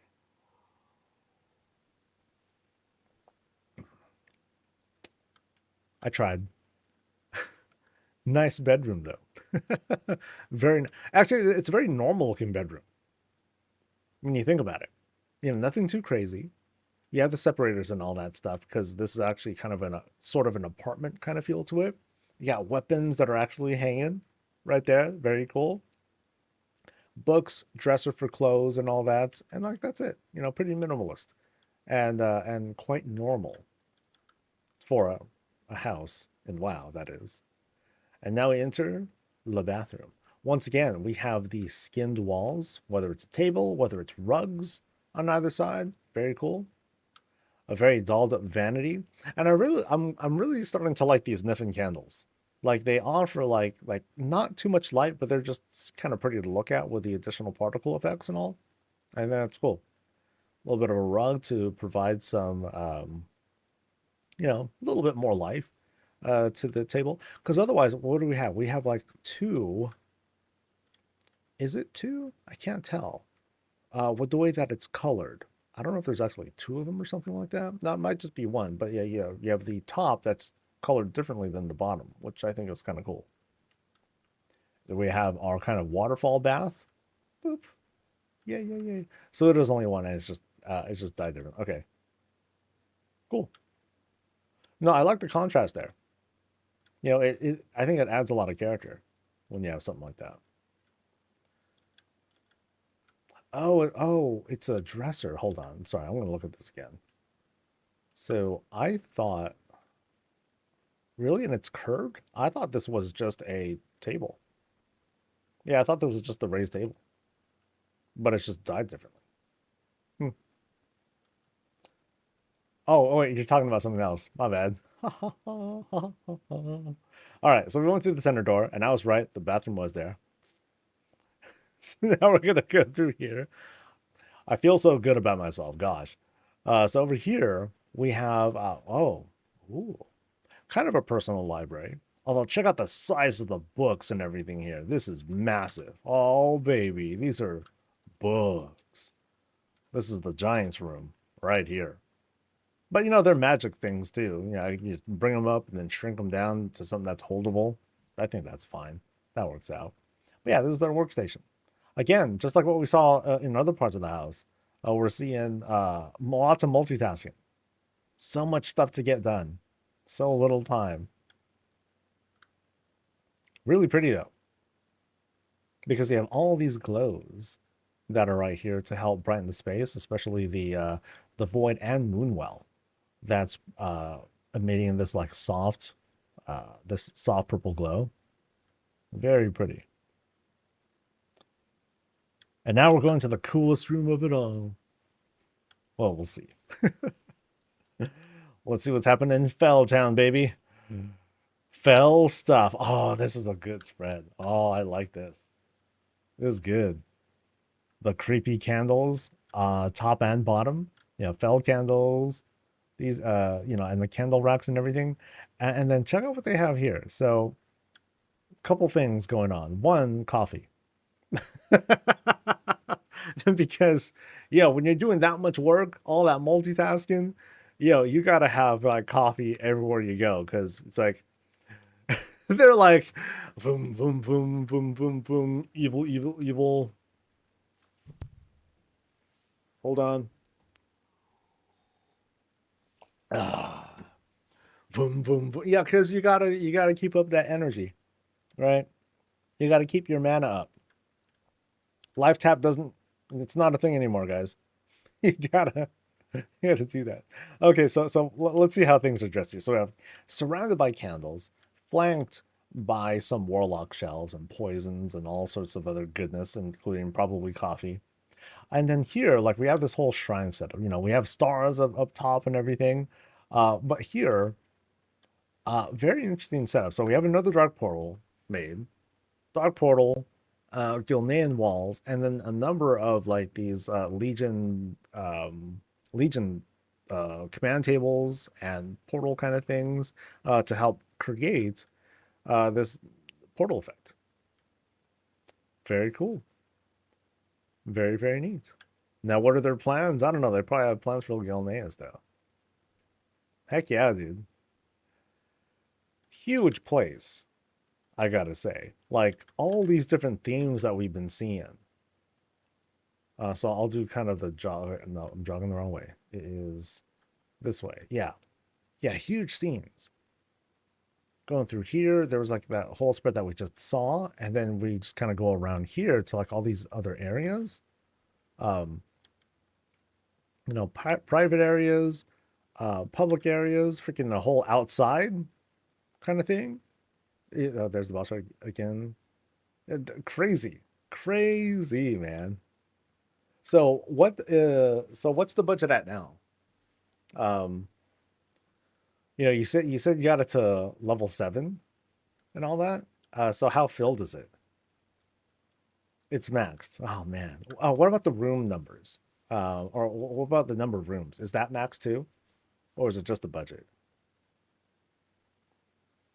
Because I mean, you know, budget is density. Room budget is that too. Um, that's real estate. That's amazing, crazy place. And so that's the kind of thing you can expect with houses of like this size and scope, and especially because the real estate is maxed out. Uh, Again, remember they had to also create more rooms above in these skybox rooms to add even more. Yeah, so that's crazy. Ask what they used to make the cinnamon rolls. Where's the cinnamon rolls? I didn't see that. I saw. Oh, I think these are. You mean these right here? I saw them as cookies. I think these are just walking stones, aren't they? No, there's something else. They okay. They are walking stones and pillows. It looks like. So there's something else. Oh, wait, I missed a bedroom. No, I don't want to miss a bedroom. That's messed up. Which one? I think I can. I think if you tell me, I think I can successfully find it. So these are bedrolls? Oh, I thought these were like pillows and walking stones mixed together. But I think that's right. You're gonna show me? Okay.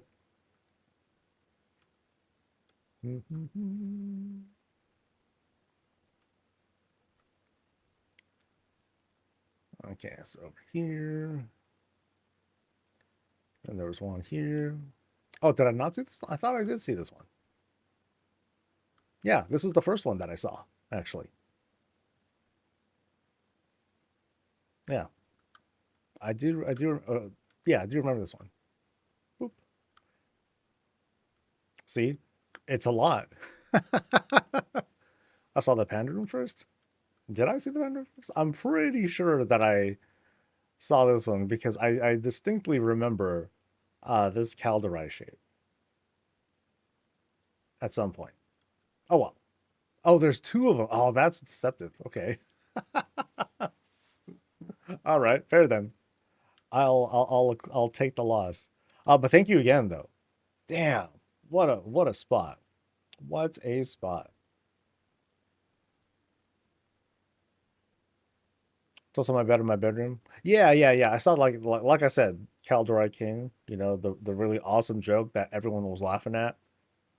Because it was a really good one. Right, right. Okay, fine. All right, so we're going to Zebix place now.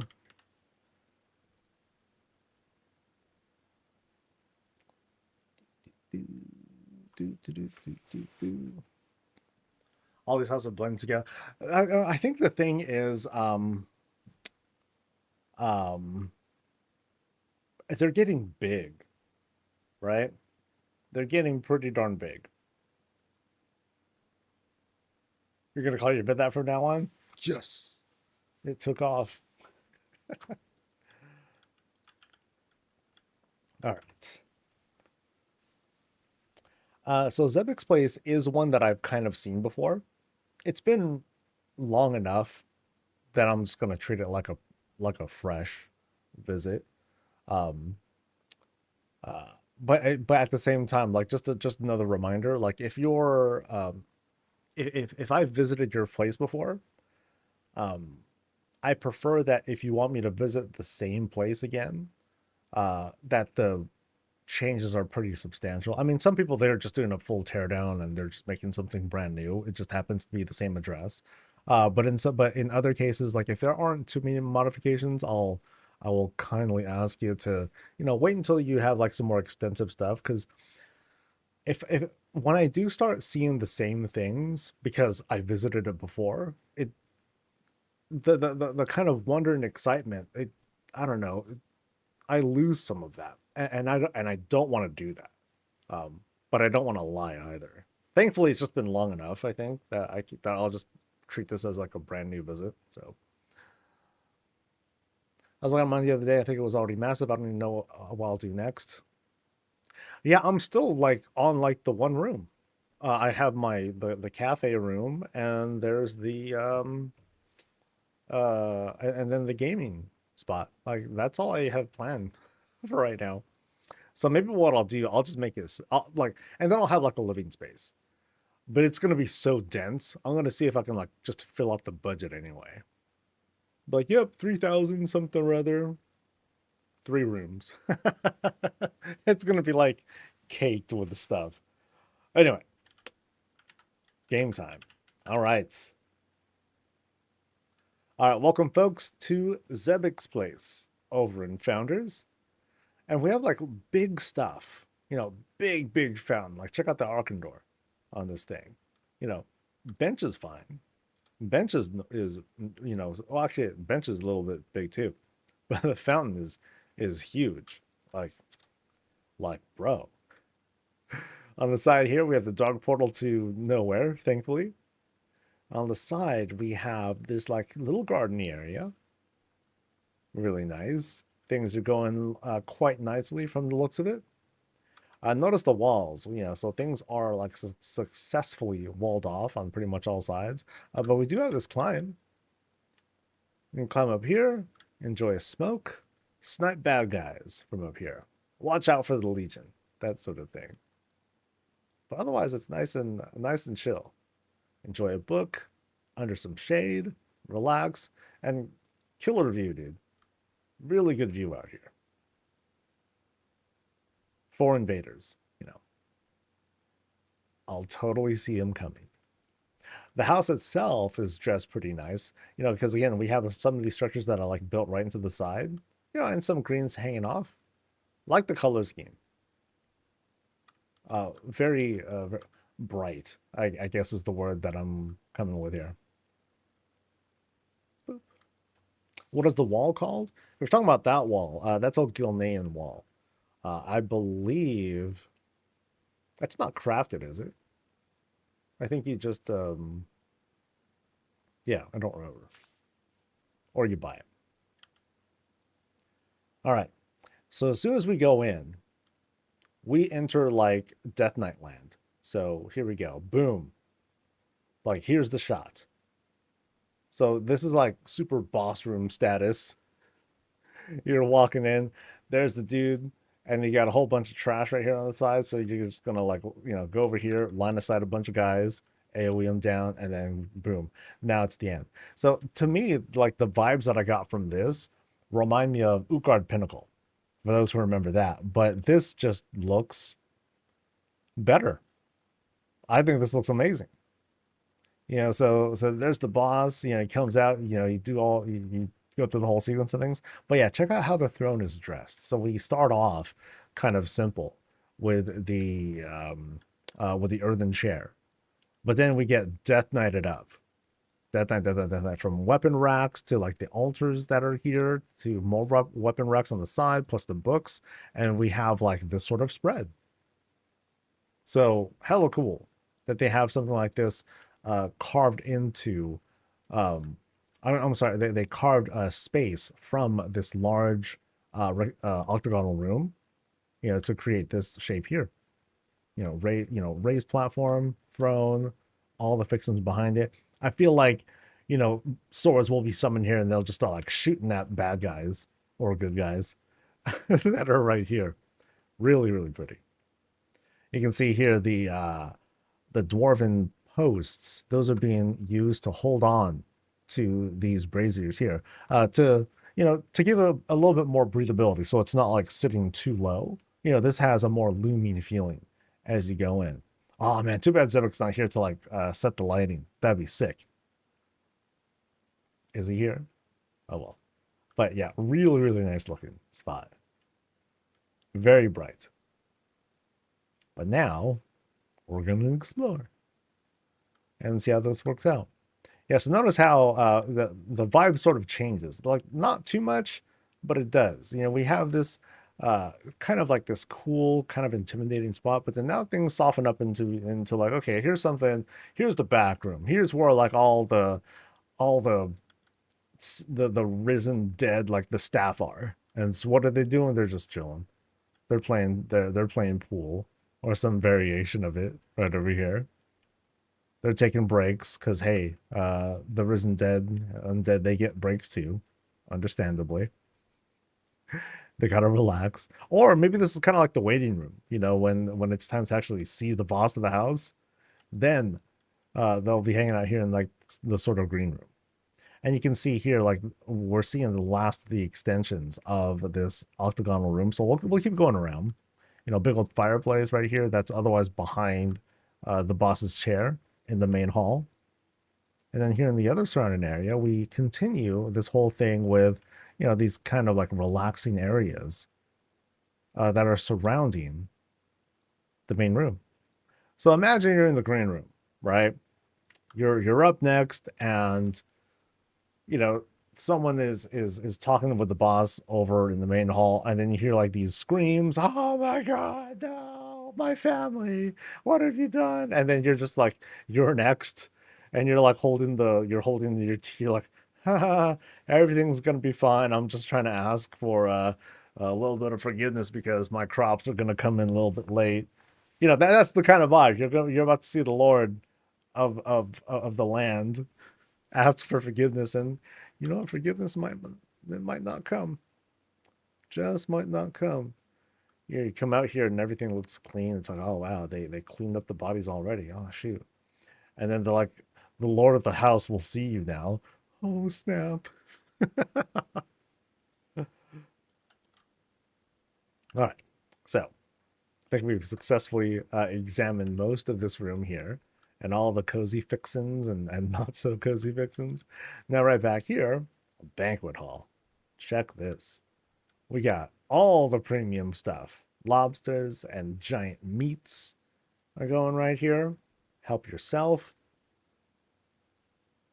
We have kind of like a snack bar if you want to grab yourself some cheeses and crackers. Very cool. Big rug setup. You know, so here we just have like big pieces to fill out space. You know, actually not too big. You know, they're fairly sizable and all that, but yeah, still workable. Really nice though. You know, a good way to like fill out these smaller circular rooms. And then right back here, we have some kind of retail stuff going. We got a full bar or a retail bar. Maybe I don't sit so great, but it looks nice, right? Oh, it's a cafe too. Oh, shots. Excellent. Oh, even better is that I can kind of reach it for myself too. So I can pull my own shots. That's amazing. How generous of them. So, what else do we have? We got we got brews for the coffee. Very nice. Dry pantry is back here. Oh, plus all the kitchen stuff. Very cool. So, here's where all the fire comes from. Kind of runs through. Burners are up top. Really nice.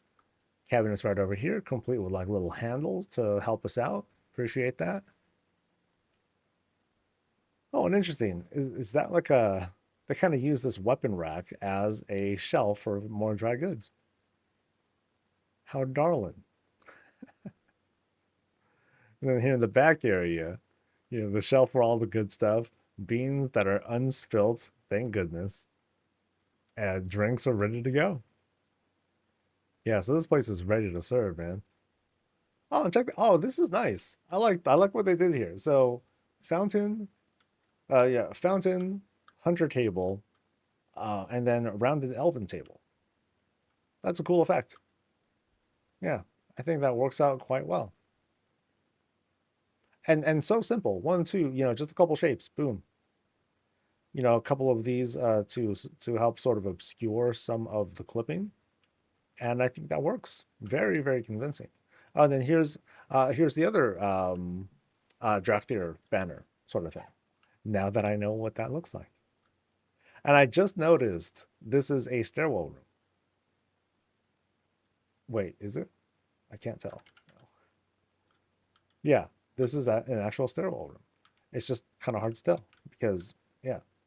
So back here, there's a door. There shouldn't be a door here, unless it's like okay, it's just a it's just a little pantry spot. Okay, cool. I was fooled again. All right, so once again we have this setup with the rounded table, plus fountains, plus Sentinel Owl. Like it's a really cool arrangement. That's how I'm kind of looking at this. You know, with the greens popping out, dragon greens right over here. Yeah, that works out really, really well. And here, not so much on the aesthetics, but I think it's pretty cool. They have like this, I think what they have like downstairs, that's where they set up the whole pantry sort of thing. But then this wall clips through, but then they just used it as a sort of altar. It's very creative. You know, good use of, not exactly a mistake, but it's a good use of using what's given to create something else. So now we're at the top of the stairwell room. You know, we have like this kind of spot for the chandelier to have a place to hang. We have another spot to like just kind of chill and hang. A little bit to read. Plenty of, oh dude, what a comfortable spot. Super gaming spot. So we're playing games, we're doing things, and we can serve ourselves more drink, just like right here. How convenient. What a VIP spot. Even though it seems like it's kind of tucked off in a random corner. And then here's another kind of VIP spot. Or more like just like a private spot. You know, Leo, I just want to do this thing on my own. I'm just drinking, listening to some of the sounds going on downstairs, and chilling. Yeah, really cool. Really, really good. So now, we finished at the top of the stairs here. Now we're going this way. Now we're entering like this new kind of hallway, complete with all the paintings. We got the Skywalker family here. We got treasures. Oh, on both sides being elevated. Nice. And a dead end. And that's it. I'm just kidding. So now we're entering this this more private-y library sort of spot. And oh, check out the outside. So outside we have a moon set up and everything. Oh, purple sky. Interesting. I usually see like the blues, I see the blacks, but in this case, we have this very cool purple being set up. Pretty. And we got a battle station. Yo, check it out. Check this. Let's look at this. Oh, look at this tower. Damn. Okay, that's hella cool. I am not certain what all these pieces are. So I see crates, kind of. I see what looks like a mug. No, that's not a mug as the handle. That's like something else entirely. I am not familiar with with some of these things. So I think that's like, okay, that's just like a gear thing that's been fused at the very bottom. The glass pieces, I'm not. So the ethereal endeavor stuff. Okay, so that I'm actually not familiar with. I haven't seen like all the ethereal stuff. So that's cool. Tazavesh crates. Okay. That's neat. That's hella cool because now we have like this crazy contraption of a gaming thing. That's cool. That's really cool. Now as for us at the table, you know, we have this setup for a makeshift keyboard. That's kind of a common thing we've seen. Pillow, a rounded pillow for the mouse. Dual screen, of course. Nice. Very nice. This is very cool. I really like the look of that. That looks awesome. All right.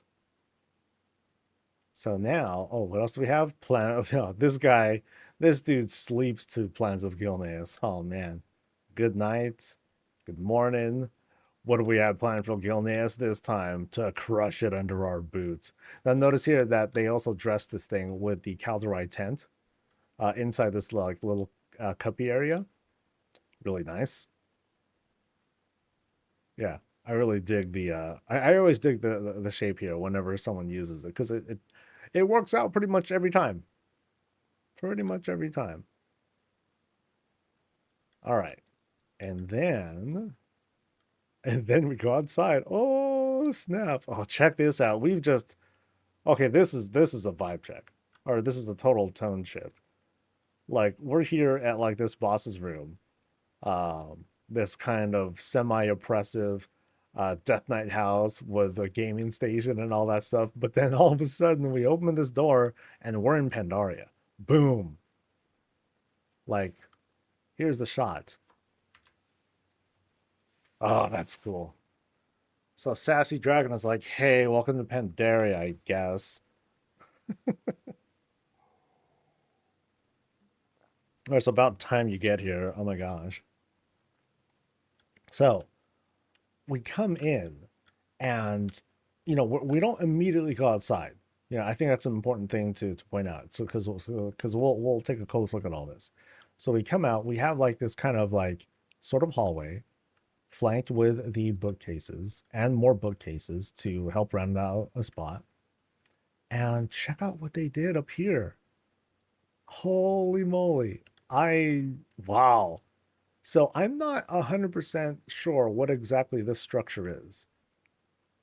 But they just use the same thing over and over and over again to successfully create this roof. I think it's a thing for a well or something like that. Yeah, I think it's the well. Um, oh, sorry about the camera stuff.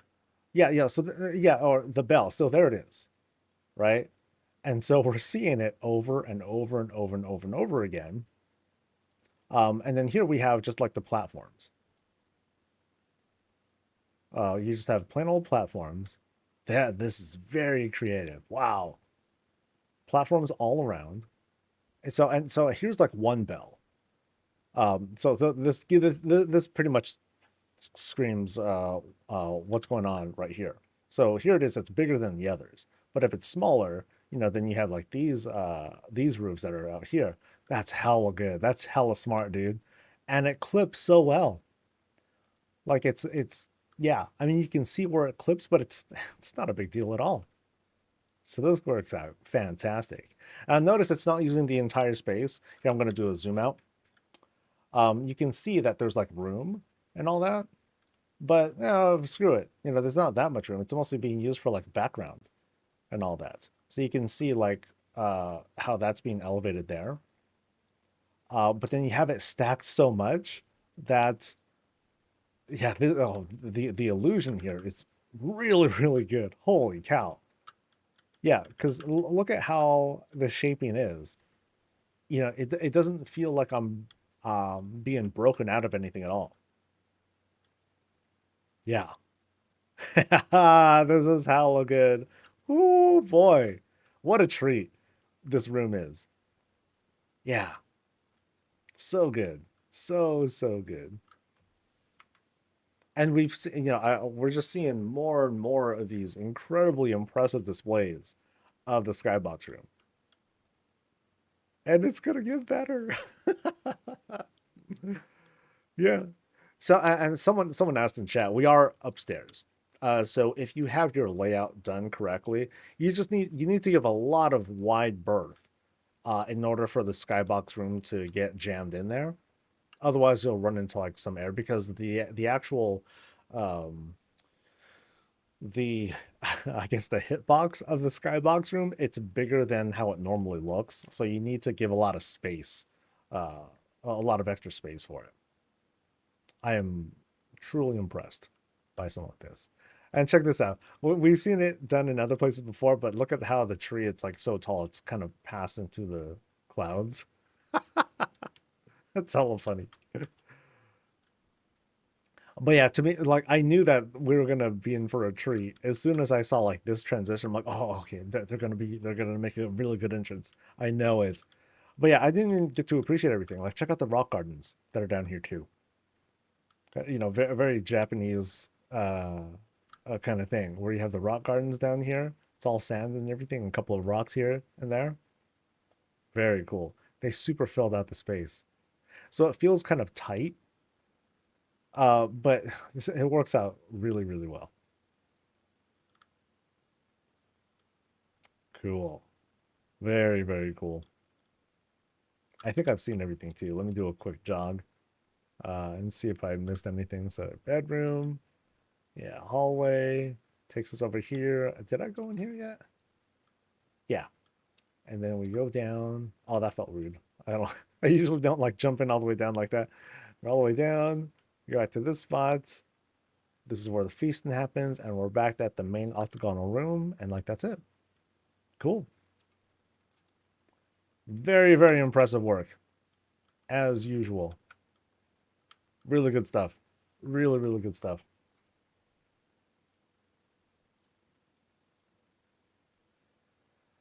Everyone's creativity blows my mind. No house looks the same, even if they have similar elements. Yeah, it's crazy, right? I remember seeing a comment from the other week. I'll check out the supports here too. Damn, all these little details. I remember a comment from the other week where they're like, I'm paraphrasing here. WoW housing, they said, it's not really going to take off until we have really unique pieces because everyone's house is going to look the same.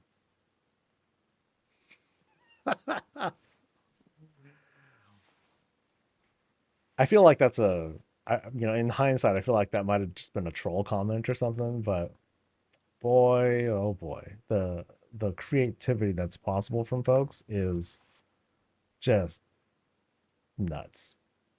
And I want to pull it back too. It doesn't take a massive house to have something that you're really proud of. We've seen places that are just like, super small in the real estate, but they happen to be very dense, or at the very least, like they're very honest with what they want to put out, and it might still end up looking like very clean. And that's something to appreciate too. All right. Going to Lord Matthysse's place next, which is over at this one. Yeah, this is not the garrison. The people who are saying garrison 2.0 just haven't really looked at like what this is all about. Hello, Kelly.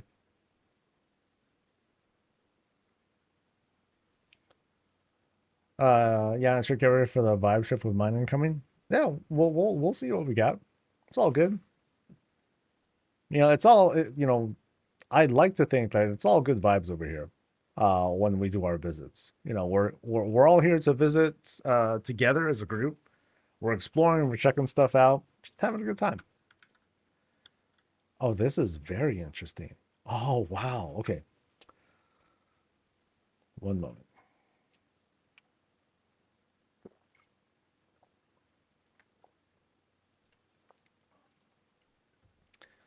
There's like all sorts of things happening today. I have like I was supposed to have someone come over to do some not housework, to do some handyman work that I cannot do myself. I'm waiting for some news about sponsor stuffs that I'm still not seeing. Great. But my spine is okay. How about that? I think I said that the other day, but at least my spine is okay. Whoop-de-doo. All right. All right, this is Lord Matthysse's place. We're over in Razorwind, and the first thing I want to do is climb up and go here. Because they made a platform that leads to this spot here. I mean, it doesn't actually go anywhere, but I just think it's cool that they managed to create a platform that extends all the way here. I think that's really neat. That's so unique. So here's the other entrance. So we're going across the suspension bridge. It's being governed by the goblin string lights. And then we go up to this like chill area up here. There's Mr. Snuffles saying hi. Miss Murgle's out here. This is where all the pets hang out. So if it was nighttime, this would be awesome. Because we can take a look at the stars, see what's good, vibe, relax, boom, boom. Enjoy the soft glow of whatever that's supposed to be. Now, there's no way to climb back down except for going all the way across and then back around and all that stuff. So I'm just going to drop down. Let's take a look at what we have here. So, We have some greens that are like dotted along the entire orcish HUD.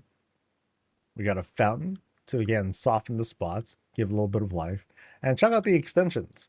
So they kind of they took some gazebos here and just added what could be like from the inside. They could be like these little like nooks that we can like look outside from and hang out and see stuff.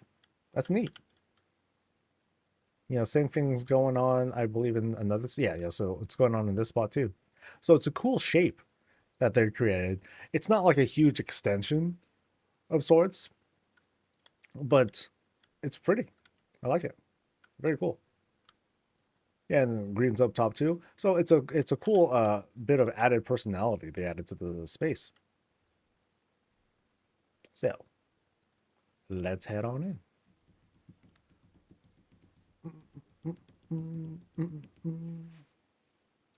All right.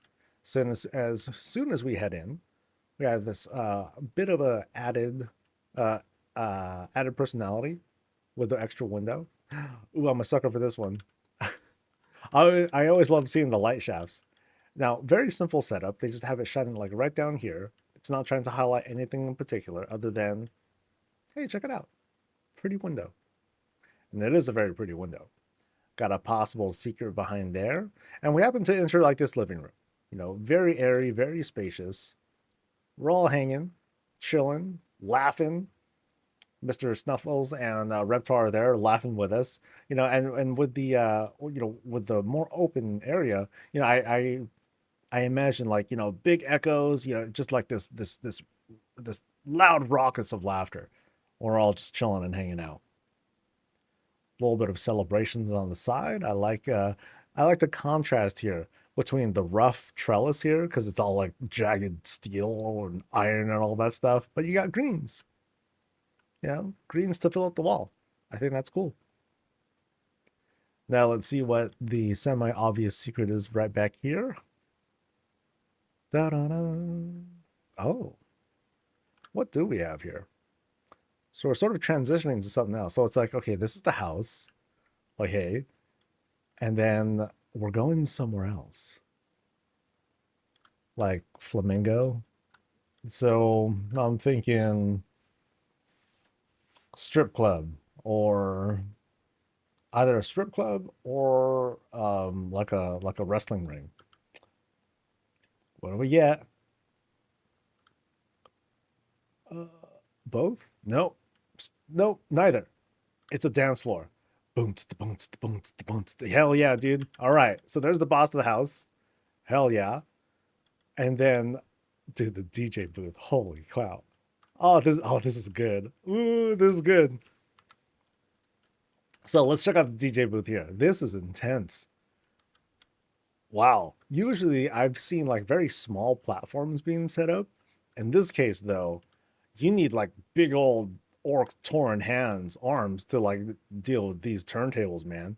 Oh boy. I mean, here's a little turntable. Some knobs and switches to hit. Here, let me click things because I gotta click things. But yeah, they're like managing these giant gears. That's how I'm kind of taking it. You know, to to do the music and everything. That's hella cool, dude. That's so good. I know how are these speakers looking. So we have like the Mechagon box, and I'm not sure what those are. I want to say those are barrels. Those are like the steel barrels, but I'm not entirely sure. But they're all like extremed out because they got little like the mini Tesla coils that are coming out the side. So these things are just going to like destroy people's ears. You gotta have like some earplugs. So they are the barrels. Okay. I just don't remember if it's like the bottom or the top of them. That's cool. That's hella cool. But yeah. So here's another spot. Is it like it's not like VIP, it's more like the manager's table or something like that. Because they got stuff to do. Things are being planned right up top there. And then again, here's like the boss's here's like the boss's spots, complete with bodyguards and all that. Don't mess around with the boss, that's for sure. And then on the other end here, uh so it's like I was chilling I was chilling VIP when all of a sudden people started breaking in. So just a random drill that's trying to bust in. So let's take a quick look at the dance floor itself. So what we have here, we just have a 4x4 grid of platforms, all the same. No. I take that back. We have what would be a 4x4 grid of platforms, but then here we have in each corner, we have a quarter circle, right? And then it's being partially clipped or it's being partially dressed with the piping. So great job on the piping with creating the shape around here. And then what else do we have? We have this like teleport pad. And I don't know what that's for exactly, but no, it's just a really cool spread. Very, very neat. Lots of lights to bring light to everything. There's a thing to click to probably set it to be as dark as it is right now. You know, you can see that the lighting has in fact changed. And dancing! Hell yeah, dude. Very nice. Very, very nice. Oh, I didn't even see what the dark portal is over here. So here, so again, kind of like a VIP spot. So no bar that I've seen so far. And I don't think this leads anywhere, right? Because yeah, this is we're at the end of the door or end of the room. Really neat though. Very, very neat. Okay, so back here we have the bar setup. Okay, so no drinks on the dance floor, right? I think that's a proper rule to have. But what do we have? Just hella wine. Hella wine. They serve by like the cupful. So what they do is like, yo, can I get a refill on my drink? You're like, yeah, and then they just grab they grab the handle and they just kind of like scoop it in like it's a freaking ladle, and you're being served stew or something like that. Cool. We have these shelves. Oh, very nice with the shelves. Yeah, so they took the secret shelves and used them as doors. Very nice. Very, very nice. And what else is back here? We've got storage room. Nice. Because it's all gonna come from somewhere, right? Ooh, a little mystery there. Someone was a oh. There's like some no good stuff happening back here too. Bum bum bum. But what exactly? I know. They're taking the I guess there's like this sinister plan to take all the energy from dance and then turn it into power with which to bad guy stuff, right? But they're doing it in such a fun and festive way. They're harnessing the power of dance for dastardly deeds. But should we be mad at that? Really? Or should we be like, nope, let them dance. Let them dance. Okay, so we're going to do this very, very tight climb. Yeah, really, really tight. You know, there's no, it's not, you know, the stairs aren't winding around anything necessarily. And up here we have a restaurant proper. So downstairs was the bar.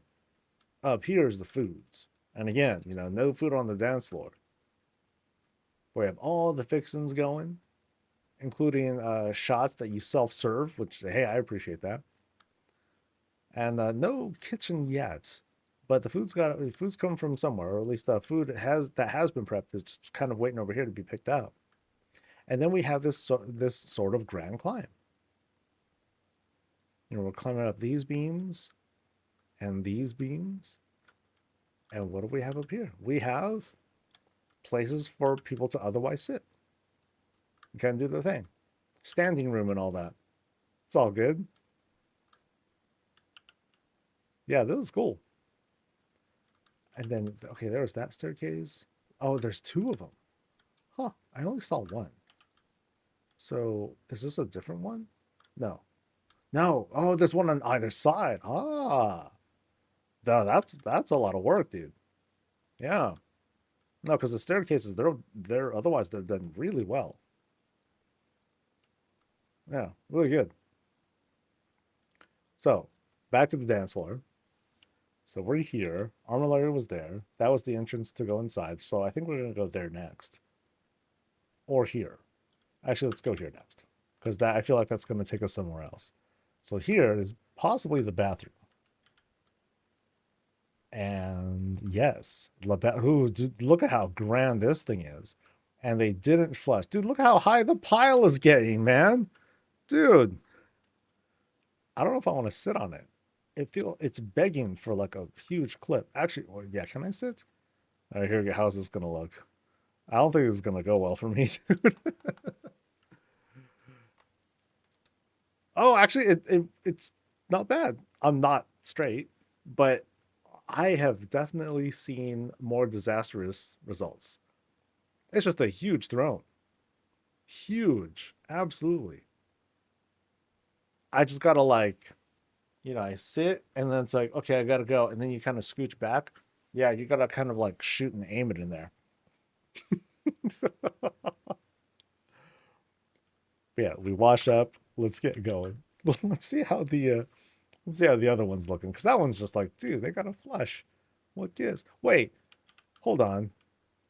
Was there TP there? Yo, so this one doesn't have TP, right? I'm noticing like the shield and Turalian and the hammer over there. And this one has TP. What gives, dude? That's some sexist stuff happening over here.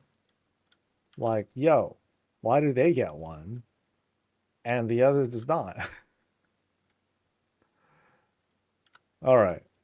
Oh, I like this vanity. I haven't seen this kind of setup before, but this is very pretty. So vanity setup right here. I think it's not two of them. Right? No, it's not two of them. But yeah, it's focused on using the Sentinel Owl as the center of the vanity. I think that's very unique. Very pretty. Yeah. It's very clean too. Crisp. I think that's an idea that I'd like to I think that's worth keeping or seeing people copy. All right. So we saw the lose. So we cross over here to across this kind of maybe closet area. No, we're going outside. Oh boy, man, we're so treated to like outside stuff lately. So now we have this kind of outside. We have an outdoor deck, nice and simple. And I think that they pulled this off really, really well. There's the boss of the house again. Yeah. They pulled this off really, really well. And check it out. Oh, they were fantastic enough to set up like the doors and walls here to make this look like kind of remember it's the club, right? It's kind of like a warehouse sort of vibe. And so I can accept that. Yeah, I can accept that for sure. So you come out here for a smoke, kind of do your thing. And you just enjoy the outdoors. That's it. So what I like about this is like the simplicity of it. There's this fencing here to I can still jump over it, right? Okay. But in general, like there's this fencing here that restricts the movement. And so you're just kind of left to see the horizon as it is right here. And the illusion is kept, right? It just looks like there's not it's like this club is in the middle of nowhere. But that's fine. It doesn't feel like it's pulling me out or anything like that. So here's the full spread. And this I really like too, the fact that I can see like the whole thing. So you can see like the greens and all that. It goes all the way around. Big old tree to like set up that center spot. And of course, if we want to, we can go over here and sit into our thing. And we're still, we still for the most part preserve that illusion. We don't really see like any of that clip or separation there. I mean, if we look close enough at the stars and how it moves, then it's like, that looks kind of funny, but that's just the limitation of the room itself. And otherwise, it's just really good. There's a lot of grass they threw down in order to make this work. Yeah, really, really cool. Really pretty. And also one of the more simple ones that I've seen. But I think because it just kind of checks all the boxes, it just ends up turning out really well. Yeah. Despite being execution wise more simple. But but again, I'm really trying to not take away from how well this is done though. All right, so go back inside, and I saw a thing out here. Yeah, it's a smoke area. That's what it's for. Yeah, I saw it earlier. I didn't say anything, but yeah, that's the whole point of it. Is if you want to smoke. So yeah, no smoking in the club, right? All right, we're still not done yet. Yeah, we're still not done. Ooh. Oh, okay. What's up, Festies? So we proceed over, and while the music's playing from here, it's bumping all over the place, or it's bumping right here too. Speakers are blasting. We got this Instagram spot. That's how I'm looking at this. Please tell me if I'm right. We have this cool Instagram spot. You're like, yo, check me out. Clip, clip, clip, clip for me and all my friends. Heck yeah. And we kind of have like these sorts of like soft hangout spots. I don't know if it's like VIP or something like that, but it could be. But now we have these like different variations of climb. We got stairs going like that. We have stairs going like this. We have a umbrella that's hanging out there. I don't know, but actually, okay. Actually, let me go up this spiral there. So this platform is being supported by that beam, which is kind of cool. But as we do this climb, we have like these two little elevations here. Celebrate a little bit of extra goodness. Place to chill, relax, and again, still enjoy the music and the sights and what's that? That's that looks like it's like the South Park version of an orc or something like that. That's kind of cute. That's pretty cute. So let's drop down. We'll do this climb now. So this is the boss's room. I'm gonna say South Park orc or a South Park troll. All right, so now I cross over into the complaint department. And it's pointing, I guess it's pointing in the trash can. Okay. That's cute. That's adorable. I love the effort there. All right. So, okay, this is the boss's office. Got it. Got it. So, oh, very cool touch with using those as just stands for things. That's neat. And yeah, lots of armorers that are set up to like just in case. And then that's a dual action turbo pro lever. Boop. Which does nothing, but that's cool. We have the vaults, secret treasure stuff.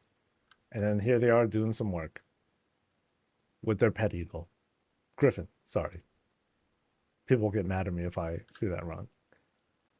Yeah, really neat, dude. Really neat spot. Oh, oh my. And then and then the hot seat right here. Okay. So it's like, do you know what you did wrong? Yes, sir. What did you do wrong? Repeat, let everyone know what you did wrong. And then it's like, I spilled my drink on the dance floor. And what happens when you spill your drink on the dance floor? I get dipped in acid. Yes, you get dipped in acid, and then down they go. Yeah, bummer. So follow the wires. Follow the wire. Okay, wires are going there. That's that button, right? Isn't that the button that was there? Yeah, so there's the button. I was wondering what that was. I'm like, oh, it's a button. Look at that. No, it's to it's to activate the seat. That's adorable. That's hella cool, man. That's hella cool. Did I see everything? Have I managed to see everything in the place? Such intense punishment for the party foul. Yo, but you got to consider if you spill a drink and the glass breaks and then people step on it and then they hurt their feet, what happens? The boss gets in trouble. So of course, you got to like take that whole thing very seriously. You don't bring your drinks to the dance floor. You got to understand that. I don't, especially if it's glass. Like, I don't care if it's in a damn solo cup and all that. No, like you follow proper etiquette and you just slam that shot, okay? And then get back on the floor. And if they say, oh, but I'm gonna get too drunk too fast, then it's like, well, that's the point. But no, you gotta be polite. Don't spill drinks on the dance floor. So yeah, nice place. Really cool place. Now again, housing is more than just, hey, look at this house and all that. It can be all sorts of things. It's whatever you feel like making it. And I think that's awesome.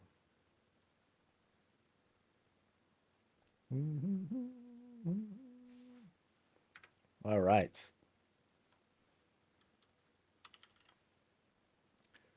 Let's go over to Leafy Straw's place. Over at 14. That's the benefit of being a friend of the DJ. I can put my beer up by him. Oh, nice.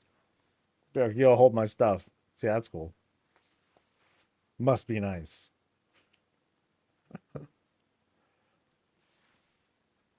Ooh, look at that compensation right there. Good Lord.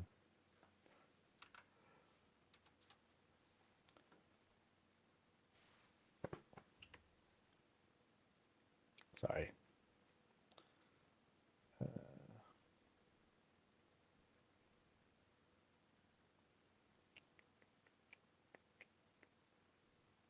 right. Let's see if that handyman guy gets back to me soon. Like I'm checking my email like I'm checking for, a response from that hot girl who you just got her number and you're leaving a text message and you're wondering if she's gonna like text you back. Come on. You're just hanging on every moment. Oh my God. My message is on red. She read it. She read the message. Ah. Yeah, that's kids these days, I guess. All right. Welcome to Leafy Straw's place. We're over at Razorwind, and dude, this is very dolled up. So check out the Blood of House. So it's got like all sorts of colors attached to it with the extra windows and whatnot, including the tower up top. I want to take a quick glance and see if there's anything up here too. So they did like a little bit. They have like a nice little table setup, little teleport pad, which is which is quite nice, or at least I would consider it to be a teleport pad, so you can actually get there. But there's like so much going on over here too. Like check this out. So on the side of the house, they have like this whole spread set up. Curved tables, platforms, more tables to kind of create this elevation here of this outdoor library. That's really neat. Yeah, I like how this is, I really like the assembly here. It's dressed up with like all these, I forgot what these crystals were, but these are like some crazy looking things that we have here to dress it up further. They're like just jammed right into the fountains. That's cool. So, not exactly a throne of sorts, but we sit, just kind of enjoy ourselves here, reading these giant books and all that. Little bits of clutter here and there, things to drink. Here, let me just boop. Here, I'll let, nope, inside. There we go. Yeah, really nice. You got some, yeah, you even have like the flanking greens on the side too to help fill out some more space. Maybe it's like a shared library for the, oh yeah, yeah. I don't know if you guys have that. Like I have that over near my in-laws place. Like they have one of those like neighborhood library sorts of things where it's like, hey, you just take something and then put it back or whatever. I think those are cool. Now this is taking it to a totally different level, but I think this is hella cool. Very, very neat. All right, let's take a look at what else is around here. So we have this sort of garden that was carved out as well. Provides a nice bit of background because like let's say we're like right here and we're looking out. This is the sort of view we have. Like check out that temple house over on the other side. That's kind of crazy. And then back here, just a number of trees and greens that are dotted along the side. Give it a little, fill out the space a little bit more. I really like the way that this outdoor setup looks. Like it feels, oh, sorry. Like it's not exactly natural, but it feels like it fits as an attachment. So that's cool. Let's head on inside. True Granted, what's up, dude? What is good? Also, before I forget, because I've been forgetting, big thanks to Lord Matthysse and to Keybear for these subs. Appreciate it. And thank you to Sonata for the bits. All right. So we inside. As soon as we go in, oh, we came from the Great Vault. So interesting. So very fortified entrance. So we came in from through a vault door. Oh wow. Okay, I like what they did here. They put a fountain here, clipped it through the pillar as a sock. That works hella good, dude. I like this. that's very smart. And simple in how you execute it. Like the patterning and everything. Yeah, it just works out really well. Like it's a normal thing. So out here we get a sense of gardening. And I don't know if that's supposed to be dirt or coffee. I'm just gonna say that's coffee because coffee is awesome. But yeah, this has a sort of garden feel to it. So they, every now and then they'll either bring out or bring in things that from the outside. Really nice spread. Yeah, and then again with the gem that's jammed right into the fountain. Like this whole collection of stuff. And Mr. Snuffles is helping too. He's just tired. He's just gonna go to bed right now. But yeah, lots of collecting of things. So this is kind of like the, hey, here's the loot. Let me throw down some stuff. There's like PvP stuff. Here's like another one. Here's a different sort of fountain. What did they put in here? Fruit. Added some fruit onto that scale. Nice. All right. You don't give your plants coffee? I'll put grounds, sure, but not, not straight up coffee beans. Okay, so we go from one room to the next. So we started here. We go into the stairwell room. And oh, damn, this is high. This is like at least 3. Oh, boy. Okay. We are in for a climb, folks. Let's do it. So here again, we have, once again, we have the pillar and fountain skin happening here. This time we have it dressed up with greens and all that with rocks to surround it. I think that's pretty cool. Very, very darling. And then here we have this like kind of different shape that's put together. I believe there's a mirror somewhere behind this, but then you have two different kinds, actually 3 different kinds of window setup. Window, window, window. That's right there. Actually, no, I don't. Yeah, no, I think that is a mirror that's supposed to be there. But, really, really bright. Really bright. And then we have the same thing that's happening here as well. And here. And again, with like the pillow, just not here because I think it would be kind of funny under the stairs and all that. Yeah, very pretty. So let's do the climb. And the climb is super dressed up too. Plants here and there. Tight space. We have a spot here to just kind of, it's kind of a dangerous spot here, to like rest and like kind of do your thing. Kind of dangerous though, because if you have like kids who are here, they're like running up and then they happen to crash into you, like that's it, dude. So, gotta be kind of careful. Gotta be kind of careful. What kind of lantern? The lanterns that are down there, those are, I don't know the name exactly, but they're from Dragonflight. Those are dragon-based lanterns. So like here's some dragon sconces that are right here too. So up here, oh, the climb gets sort of complicated here. Interesting. So drinks are set up here. We have a thing that maybe we can climb. Okay, maybe if I'm a demon hunter, I can climb it. Please? No? Oh, no. Denied. Actually, wait. I can climb this. Haha! We did it! So now we can climb up here. and look down at the weak people below. Awesome. All right, so we'll cross this table. If you notice, we're kind of crossing tables at times. Tables, platforms, another table right here. Very interesting approach on how they did this. That's cool. And then there's this kind of can we walk into here? Kind of, sort of.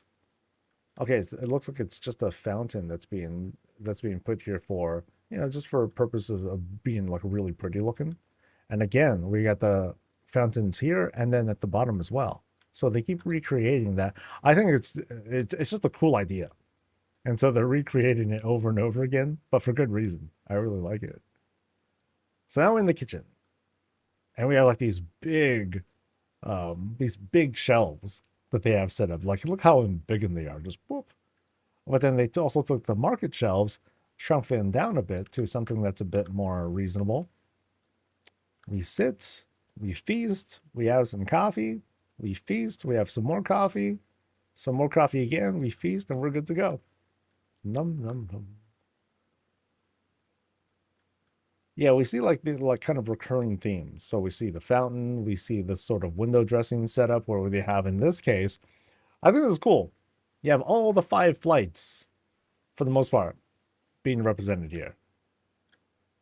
Sort of. I mean, we got black, blue, green, bronze-ish, and then red, and then we have like this gold thing up top, which is Captain Planet, obviously. So right back here, notice how we have like this double layer, these 2 levels for the kitchen. Stuff here that's like ready to go, stuff here that's kind of being prepped, kind of like that. Sink is going, plus more sink in the back. Oh, and another fountain that I just kind of threw back there. That's cool. Where to get the off the top of my head, I don't know. I think chat can help identify what that is and where it comes from. It's been accessible though, or it's been around for a while. I just keep forgetting.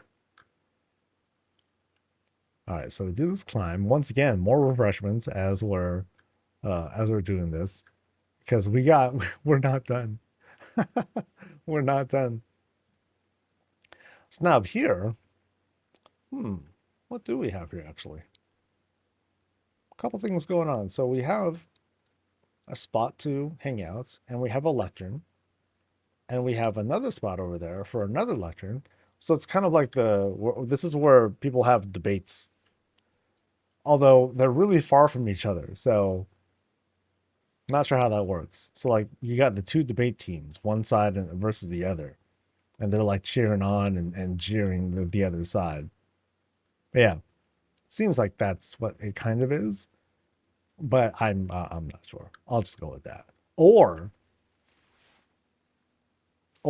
it's like a thing for like Pokemon battles or like Yu-Gi-Oh battles where they lay down their cards and then like here's where the monsters fight, and then here's like the spectators. Probably not that, but it feels like it. And I'm gonna run with it because that sounds kind of cool. So, and then there's this other area, which can I even get to from here? No, I cannot get to it from here. I'll figure out how to get to that spot over time. We'll see how that goes. Notice here, as we're doing this climb, there's like 2 beams that's going on here. And while the clipping might seem a little funny, like back here with a shot like this, it actually looks pretty good because it has that whole, it creates that sense of there being like 2 layers of floors being put in as like a support kind of. I think that's kind of neat. All right, so we continue the climb past the pillars. So things are like kind of tightening it up here. So we can see like how the architecture feels not random, but it's sort of improvised in this case. So we climb a little bit more. And now, where are we? So this room happened, oh, it's a bedroom. Okay, so this room happens to be kind of separated. So here's that mirror that I was talking about earlier. Separated from this wall. But then here's me and Miss Murgle. Boop. We night. We get up. We're greeted to, oh, that's so vain. That's so vain. First thing we look at, ourselves, of course. I mean, what other beautiful thing would we look at otherwise? Gosh. And Miss Murgle's like, oh, screw you, dude. I'm here keeping you company. Ungrateful. Anyway, back here though. Set the lighting mood, get ourselves a snack, get dressed, and then we're good to go. Off to adventure. Very neat. You know, I was saying, I think it was, well, the other day, I was looking for a strong blood elf presence. This isn't quite it. This is more like, this is more draconic in nature. But I think the blood elf color scheme that happens to be used with this, it ends up working out really well. The contrasts are like, from the white and red and gold, really strong. And you have like these huge shapes to work with. So like right up here, we're finally at the top. And again, we see like these really strong presentations that are still using fairly simple pieces. You know, window, little stand, plus the crystal platform, green. You know, just a couple of these things just dressed up like that. You know, they make for like these really large set pieces. And they're effective. You know, they fill up a whole lot of wall space. And up here, treasure. I mean, you can sit up here for some reason. Although that's kind of cool. That is kind of neat. Boop. And they made like this dragon egg too. Yeah, and that's a lot of things. This is a, I don't recall exactly what this spike thing is, but then they piled on a whole bunch of these walking stones to create a dragon egg. I mean, maybe they just took a bunch of the horned things and shrunk them down. And, you know, that could be it too. But that's really neat. So, like, again, here's like the boss going, Mwah, and they're like petting the egg. Oh, like horned basket. Okay. So it might be a number of them. Yeah, because they're like kind of different sizes too. That's cool though. Very creative. Very creative. Okay, so there was one room that I did not get to. So I'm gonna look for it. For a way to get to, not there. I think it was that spot. Yeah, it's not here. I'm gonna try to drop down. Yeah, it's that spot. So how does one get there? I don't know if there's a way to like climb my way up there. Unless there's like a way that I can go there and then I go across there and then I climb up. Or I just gotta jump my way over. I think I'll just do that. So actually, I think I can kind of drop down. Yeah. Let's see how this works.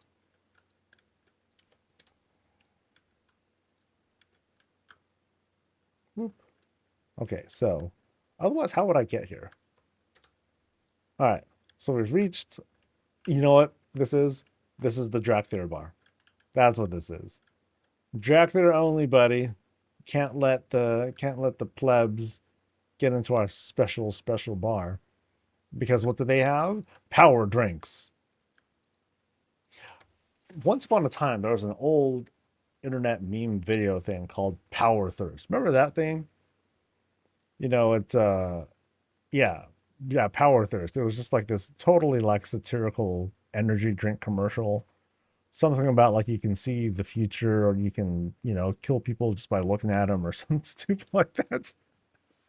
And that's what I'm seeing here in this Drac Theater bar. It's cool though. A little bit of exclusivity for our winged friends.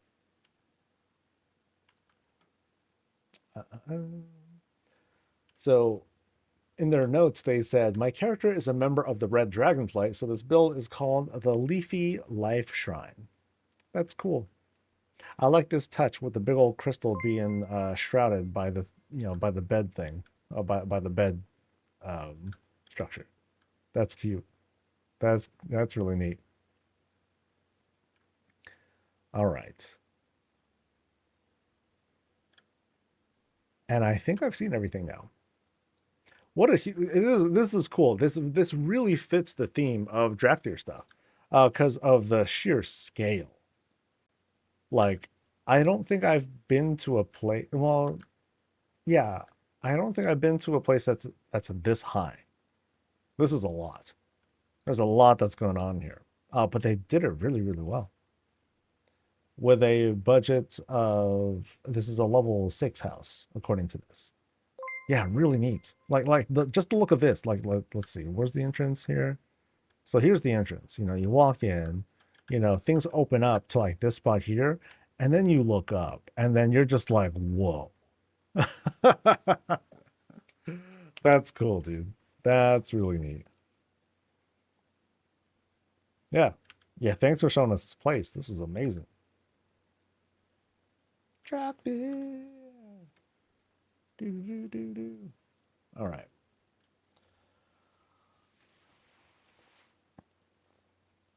Is there anything I can craft for you decor-wise that you would want but don't want to spend gold on? No, no, no, no. Nothing that I can, nothing that comes to mind. Like those sorts of things, that's going to be like a whole thing unto itself. Yeah, nothing that really comes to mind. I think that um, the only reason why I would want a lot of that other crafted decor would be like for the little bits of experience, but I don't think that's really worth it. I'm not in a race to get like to a certain rank or whatnot. I hit 6, so I'm like, okay, cool. I can set the you know, I got the lighting effects. I'm cool with that. But otherwise, yeah, nothing I can think of that I would want. Now, at some point, very soon, I don't know if I can squeeze it in this week or what or not. Um, but I would like to do a short little. No, okay, it's not going to be short. I'm probably going to do a thing where, like, kind of what I did before housing launched. I did this kind of highlight of what I think are going to be the most popular crafted items. So I'll probably like do a run of that. And by that I'm talking about the new stuff that's coming when the expansion launches. Didn't know you can put stairwell rooms on top of another stairwell room. Oh yeah, you can keep stacking it. As long as you yeah, you can make yeah, just keep making them. The JC items are cool. Yeah. I think a lot of them are pretty neat. Like I'm sure like the enchanting ones, they're gonna blow up. People want like the whole automatic broom and hammer and stuff like that. Some of them look pretty crazy. Yeah, 5 floors is as high as it gets. All right, so this one.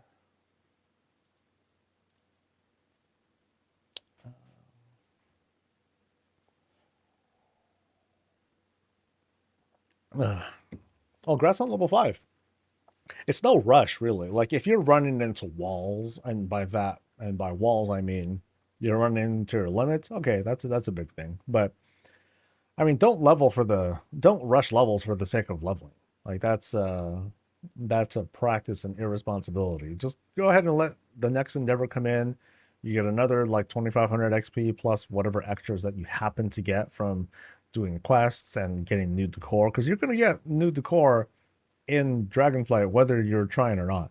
Like it's just going to come from questing and doing dungeons and other stuff. So like it'll be a nice little boost. It's not going to be like, oh my god, I got like 5 levels out of this, but it'll be nice.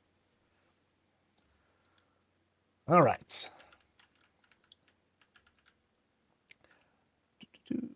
This is Alita Fair's place, and I don't know what the hell house is supposed to be. I mean, it's an orc house, but it's not. It's clearly not. I mean, we're on Razorwind. That is an orcish house door, and those are the stairs. But that's about it. That's about it. Nothing else is very orcish at all. Because what we have here, we have all sorts of extensions. We have wagons, coming out from like different directions. Like it's kind of chaotic, but I can see the symmetry here too. Like when we look at it front like this, but it's not very perfect. Like it's slightly raised, and I think that's intentional, and angled slightly different, which I think is also intentional. But it's cool. It adds a lot of personality. It kind of tells the story of how, okay, we started off with this house and we built this extension, and then we built that extension, and then we put this attachment over here, and then we did this and all that. So, it has like a different generational feel. Gothic is right. Like we have like coffin things here on the side to just act as um, ways to kind of like not exactly wall things up, but just to fill out space. Up here we have something a little elegant. Magic floating pillows, which might be a bug for all we know. But they're there. Floating shelf. Actually, I think there's something behind it. No, there's nothing behind it. They just happen to be floating. That's okay. Magic. Right? Now, and this happens to be elevated a little bit. You have like some supports there with the trellises and all that. And around the space, lots of greens. And now we get to this other spot with the trellis plus the swinging bench. Boop. Yay. I mean, it's huge, but yay. So you can see how the illusion kind of breaks down like just a little bit. But at the same time, like I said, you still have a very convincing shape going on here. Like notice here, they have like a bunch of mirrors that are being set up to close off the space, to create that illusion of windows outside. Yeah, this is really nice though. Little flower pots, or flower boxes with, that are using coffins for it. Pretty neat. And then right in front, you have the Forsaken tent to again, um, obscure the otherwise orcish house. And then check out up top too. It's kind of replicating what's going on with that gazebo, but just like you have a big one. Big gazebo, big windows to round out the spot. And it does a really convincing job of holding up the shape. Yeah. Really good. But now, let's go inside. And I'll be right back.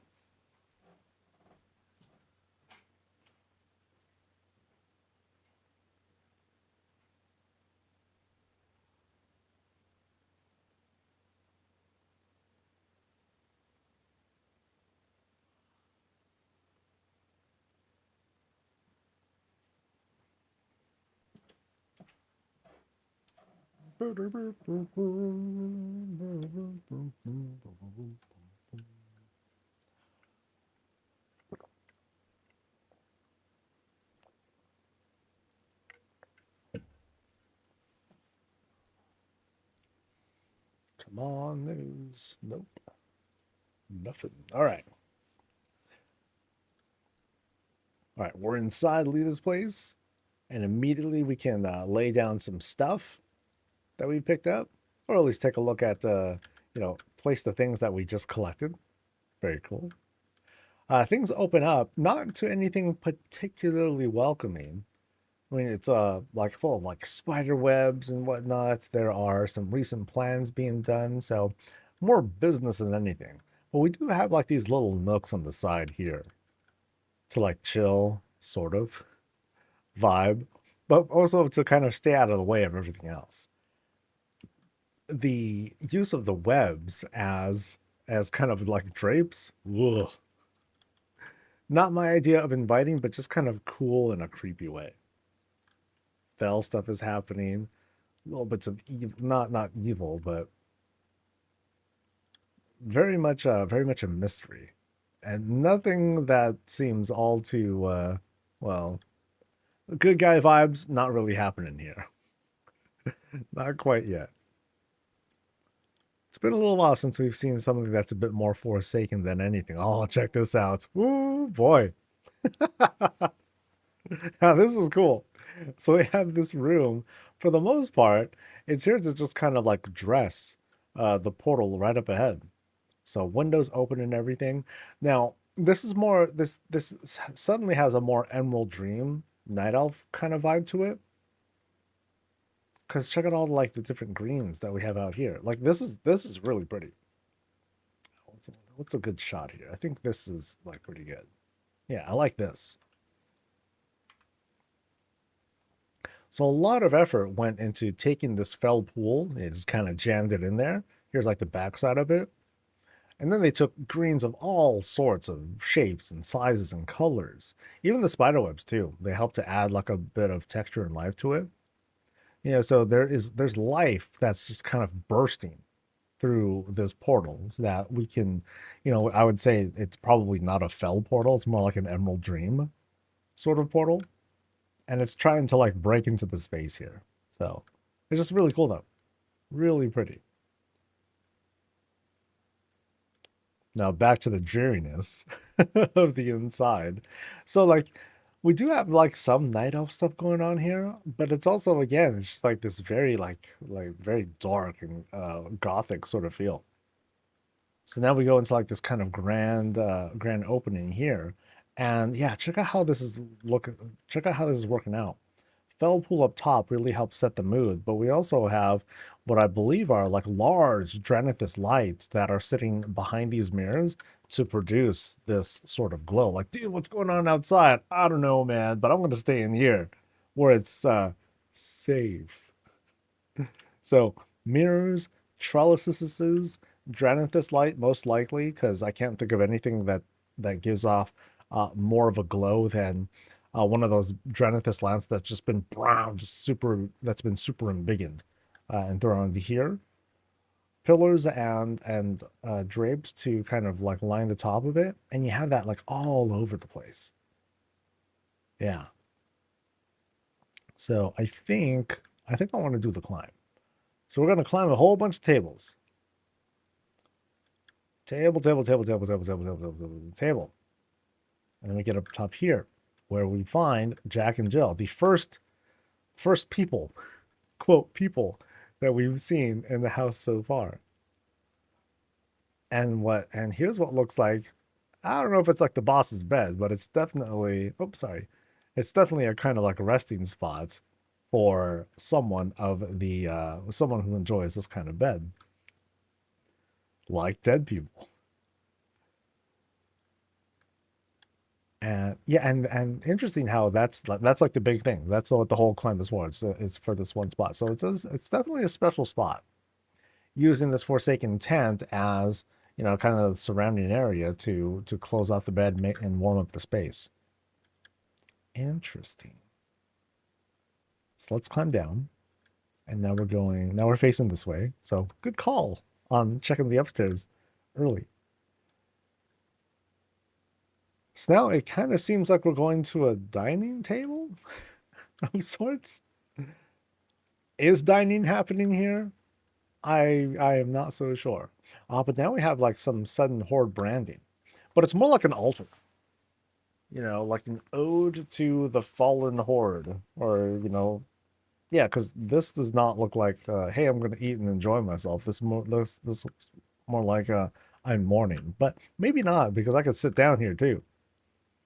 So maybe that's the intent. Or maybe it's both. It can easily be both. So we're crossing through the fell stuff. Getting past the moodiness here, we go through the secret shelf. And what do we have? We have something a bit more cozy. Something a bit more, quote, normal. Got a kitchen. Prep table's right here. What are we having? Cheese and bread and delicious stuff. We're getting shots. Heck yeah. Shots and other good things. Grinding some coffee. Prepping for more stuff. We have this very delicious looking sink. Used with a coffin. I hope that they scrub the coffin clean. Nice and clean first before repurposing it as a sink. And right over here, we have this nice little stove and oven setup. So here we go. Upside down fireplace for some heavy grilling. 2 burners. We have this overhead it's kind of a heat lamp. It's a little bit hard to tell. It's a 1 part heat lamp, 1 part vent to take up smoke. Although it's not doing the best job, I don't think. But it's better than nothing. Swear. You want to have it working at least just a little bit. Otherwise, you'd be in a lot of trouble. All right. See, Sticky One loves this content. Hell yeah, dude. Ooh, graveyard. Okay. So we're back in the same room. So we kind of did like the whole roundabout over here, which is cool. And what do we have? So now we have, ooh, check that out. So we have the raised generic roof in this case, but then they close it off with these slants. They took some doorways, closed it off, and threw in some windows. So we'll take a closer look at that in a bit. But first, we're down here at this very obvious graveyard. Oh yeah, freshly buried. Actually, that's not very efficient. That's like way too high of a pile. But yeah, cool takes on like the gravestones. So I forget what this is exactly. What is that? Oh, it's a part table. No, it's a weapon rack. So it's a weapon rack. But then they kind of like clipped the Forsaken banner on top so they can just show the skull. It's kind of cool. I'll take that. Oh, it's a chair? Oh, I thought it was a weapon rack. Yeah, because I see like, I mean, if they sit like that, then okay, cool. Uh, but I'm seeing that as I'm seeing a weapon rack over there. But yeah, anyway, back to the garden. How's this thing dressed up? We got walking stones, we got big old trees, lots of greens, and spider webs too, to give a lot of that like ugh sort of texture. I hope that they come out with like new kinds of spider webs. You can see how like they sort of pixelate here.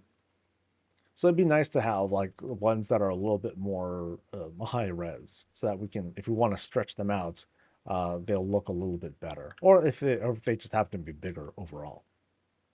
But yeah, really nice what they have here. What kind of things is this? Is that another? Yeah, it's another coffin lid. Stuff for like paladins, poor paladins. So here's the chair. Here's the Vrykul or the rugged chair that we have on that spot. All right, so we go up the spiral staircase. Oh, and check it out. It's a little like I notice how it like this climb is a little messy. You can see how things are like a little crooked here and there. To me, that kind of communicates like the whole feeling of like making natural stairs. Like it's not perfect, but it works just fine. All right, so we get to the top of this, and we can jump across there, but I think we are invited to also go all the way around too. So we'll go all the way around in this case. So place to sit on top of a possible dead body. That's kind of gruesome. Same thing with having the candles here. It's like, yay, what if they're undead and they break out? Then all the candles fall over and everyone gets lit on fire and everyone's dead. That kind of sucks. Actually, no, everyone's already dead. I think it's okay. So, beam, we climb. Going past a flower bed. More candles. Oh, I kind of like what they did here. They took this fence. Did kind of the same thing with these raised candles. But now we reach the other side. And what do we have? We have the placement of this goblin contraption feels a little random. But there's also a doorway over here too. Oh, I think it's because it's a work in progress. Yeah, I think it's an empty room. So they just kind of like, no, don't go back here. Fine. So work in progress over there. But through here, what do we have? The bedroom. Oh yeah. Huh, interesting. So, I'm not entirely sure what they're doing here with the coffins and all that. It almost looked like these were like knives or something like that that were sitting there. So I'm not quite sure what's happening there. But notice how it's notice the coffin theme. Ooh, that's like kind of gruesome. So they used coffins, double coffins actually, to kind of like skin the bottom of the bed. And then they have the coffin up top to, kind of round it out. That's very dark. That's very dark. But otherwise, you know, it is fairly well lit in here at least. And then if we want to smoke, yeah, go ahead. All right, so let's see what's beyond the shroud here. And now we have vanity. Or now we have the bathroom, basically. So I don't know if that's an actual toilet or just a place to sit, but we can sit there or there. Oh, check this out. Oh, man, we're bathing in blood. That's something. Boop. Ooh, this is deep. This is a very deep tub. Damn. So what did we climb into? A bunch of Gilnean walls. Yeah, so we have a bunch of these. And then what's on the outside of this? More blood. Yep. Yeah, this is pleasant. Ugh. Any place to dry? You can't just dry off blood. Fortunately, we can do our best to wash up. So here's like the sitting vanity, and here's like where I can try to wash up. Sheesh. And then the toilet. Boop. We sit nice and comfy. We got our toilet rolls right back here in the form of scrolls and runes and whatnot. And then big old handle to like flush. Nice. Actually, I haven't really seen places that have started using the interactive handles as like a flusher. I mean, that's a big old crank to like flush, right? But oh well. At least you got plumbing and everything. So I appreciate that. Maybe on my undead character. Yeah, maybe they would. Although, like, who really wants to bathe in like a whole thing of blood? That's kind of that's extremely gruesome, I gotta say. So yeah, kind of crazy how like it's really warm in here. And then up top here, oh, super bright. Like I just noticed now, like check out this structure here. They just took a whole bunch of windows. So mirror, mirror, mirror, mirror. And then window 1, 2, 3, 4, 5, 6. Yeah, so it's just, you know, it's just taking those shapes, and yeah, that's kind of the cool thing. You can take these shapes and you can do all sorts of things with it and make like fantastical patterns that end up clipping pretty well. And they just look neat. That's it. Doesn't have to be crazy like that. Was there anything else to this shape? I don't think so, because I think this middle area here, I think that happens to be the bottom of each of these mirrors. You know, so like take a look at this. It just kind of shapes down, down, down, and then across here, and then back up again. So I think that's what it is. Yeah, it still turns out to be like really clean. Nice, nice. And I think I've seen everything. But let me do a quick climb down, and we'll go across, double check that I didn't miss nothing. Because here there might be a doorway. But there isn't. What about behind here? Nope. Nothing behind there. We go across here. And I think there was more. So I think I've seen it all.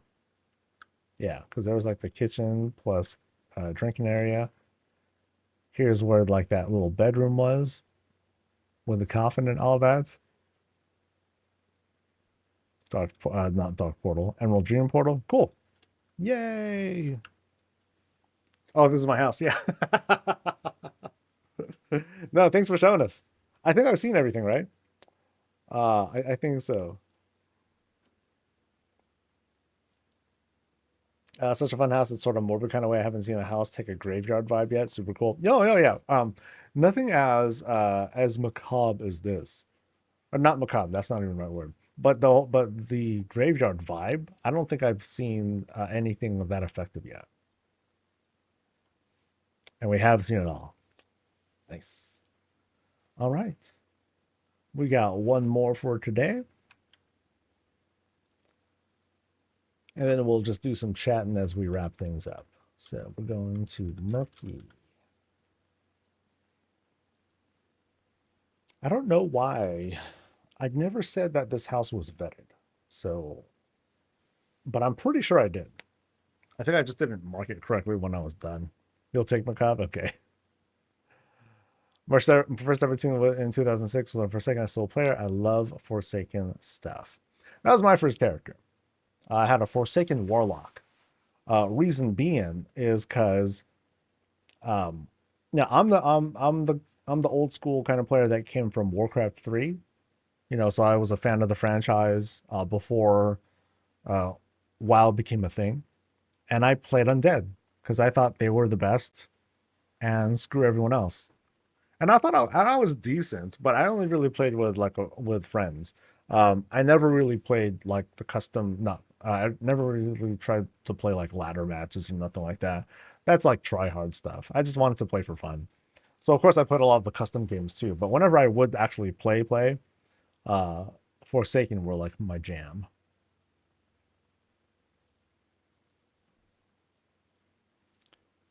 First was Forsaken is still my main today. It wasn't until I wanted to, like, when I saw Blood Elves for the first time, my whole thing was, oh, they stand up straight. I want to do that, and that was really it. I just wanted a character that stood up straight. If they make Forsaken that stand up straight, and they make them in the Paladins, then we might talk about something. But after a while, I just kind of got tired of the whole shambling sort of walking animation. So,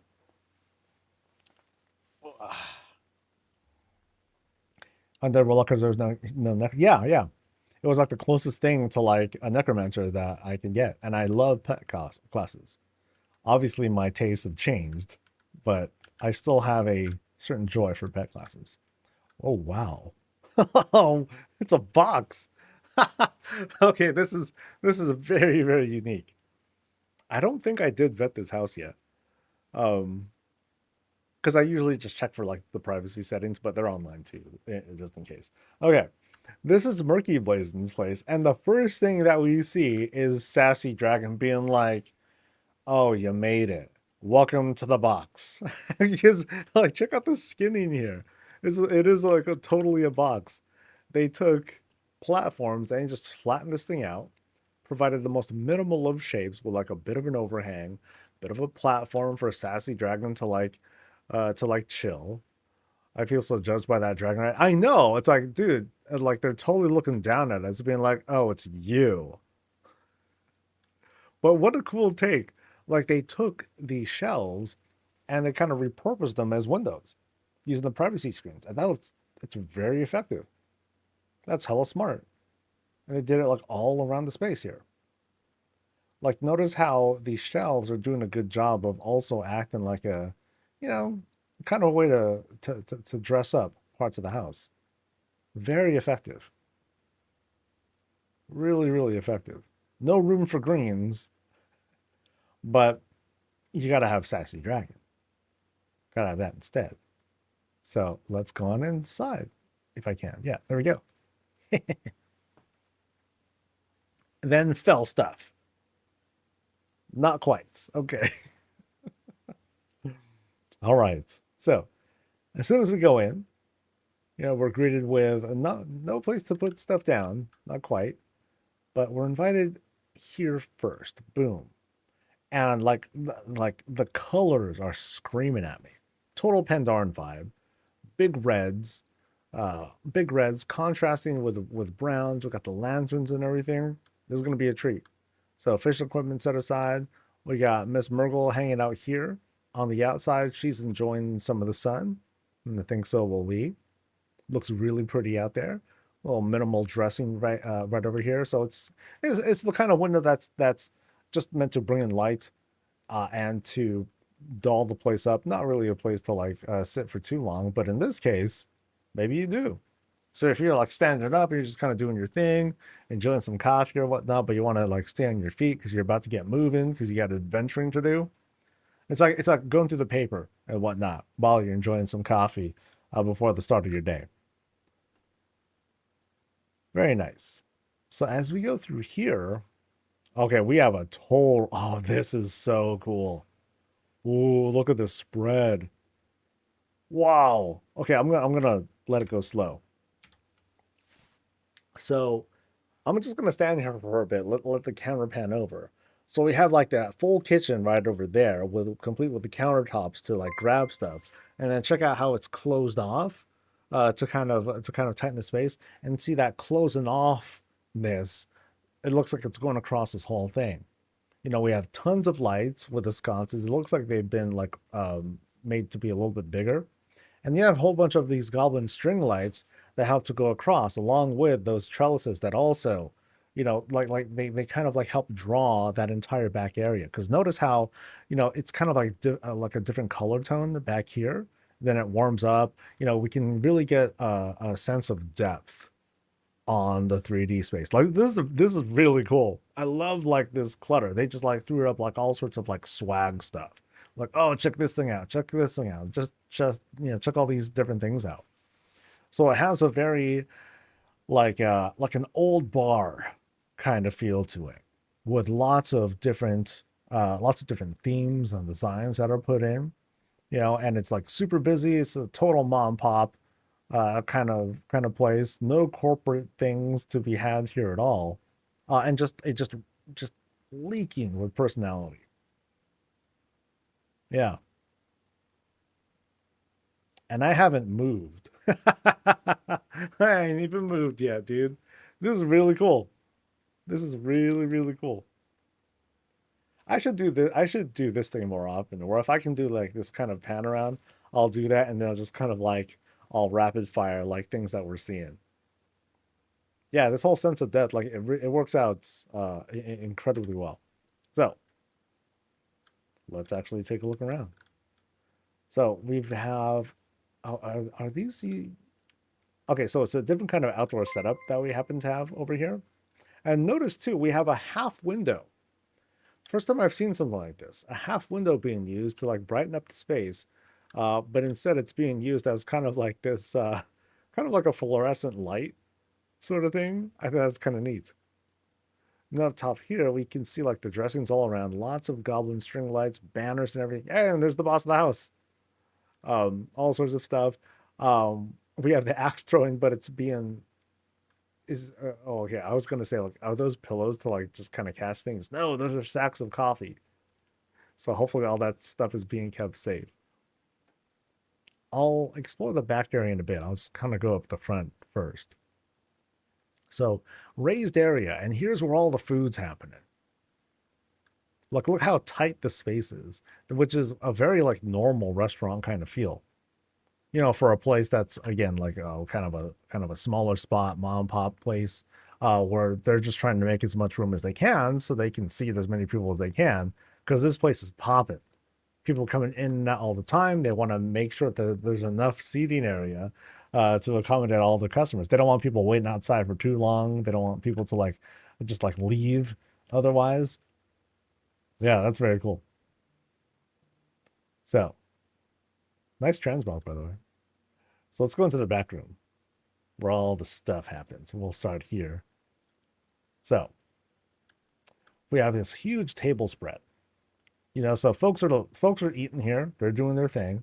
Folks, you know, stuff is being prepped here. So maybe chef can like pass stuff over as soon as they're like ready to go, or have things on a prep table. So if hopefully there are servers around that can help pass the food around.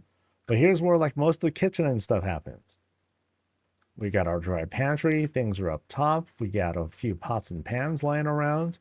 Prep table here. Stuff is being cooked and baked.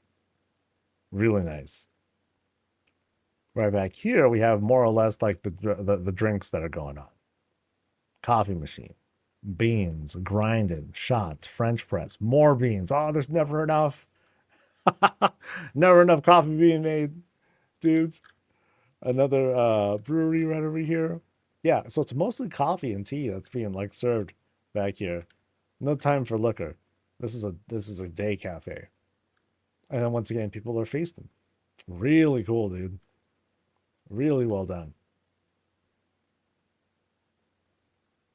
So now we'll go back here. So where'd the boss come from? Oh, check this out. Pillars and beams all lining up here to close up the spot because, oh crap, we're outside. Damn.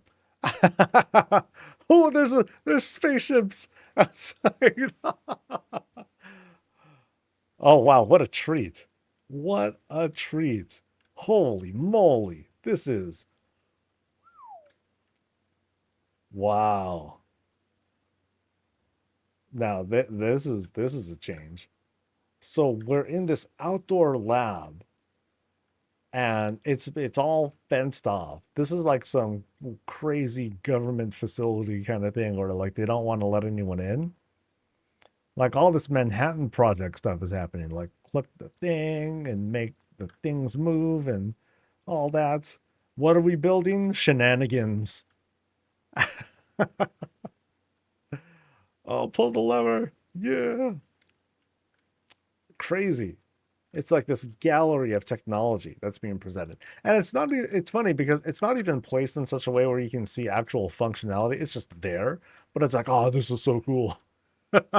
Even if I don't understand at all what's going on, it's just placed, but it's still so neat. So we have like this like furnace kind of thing going.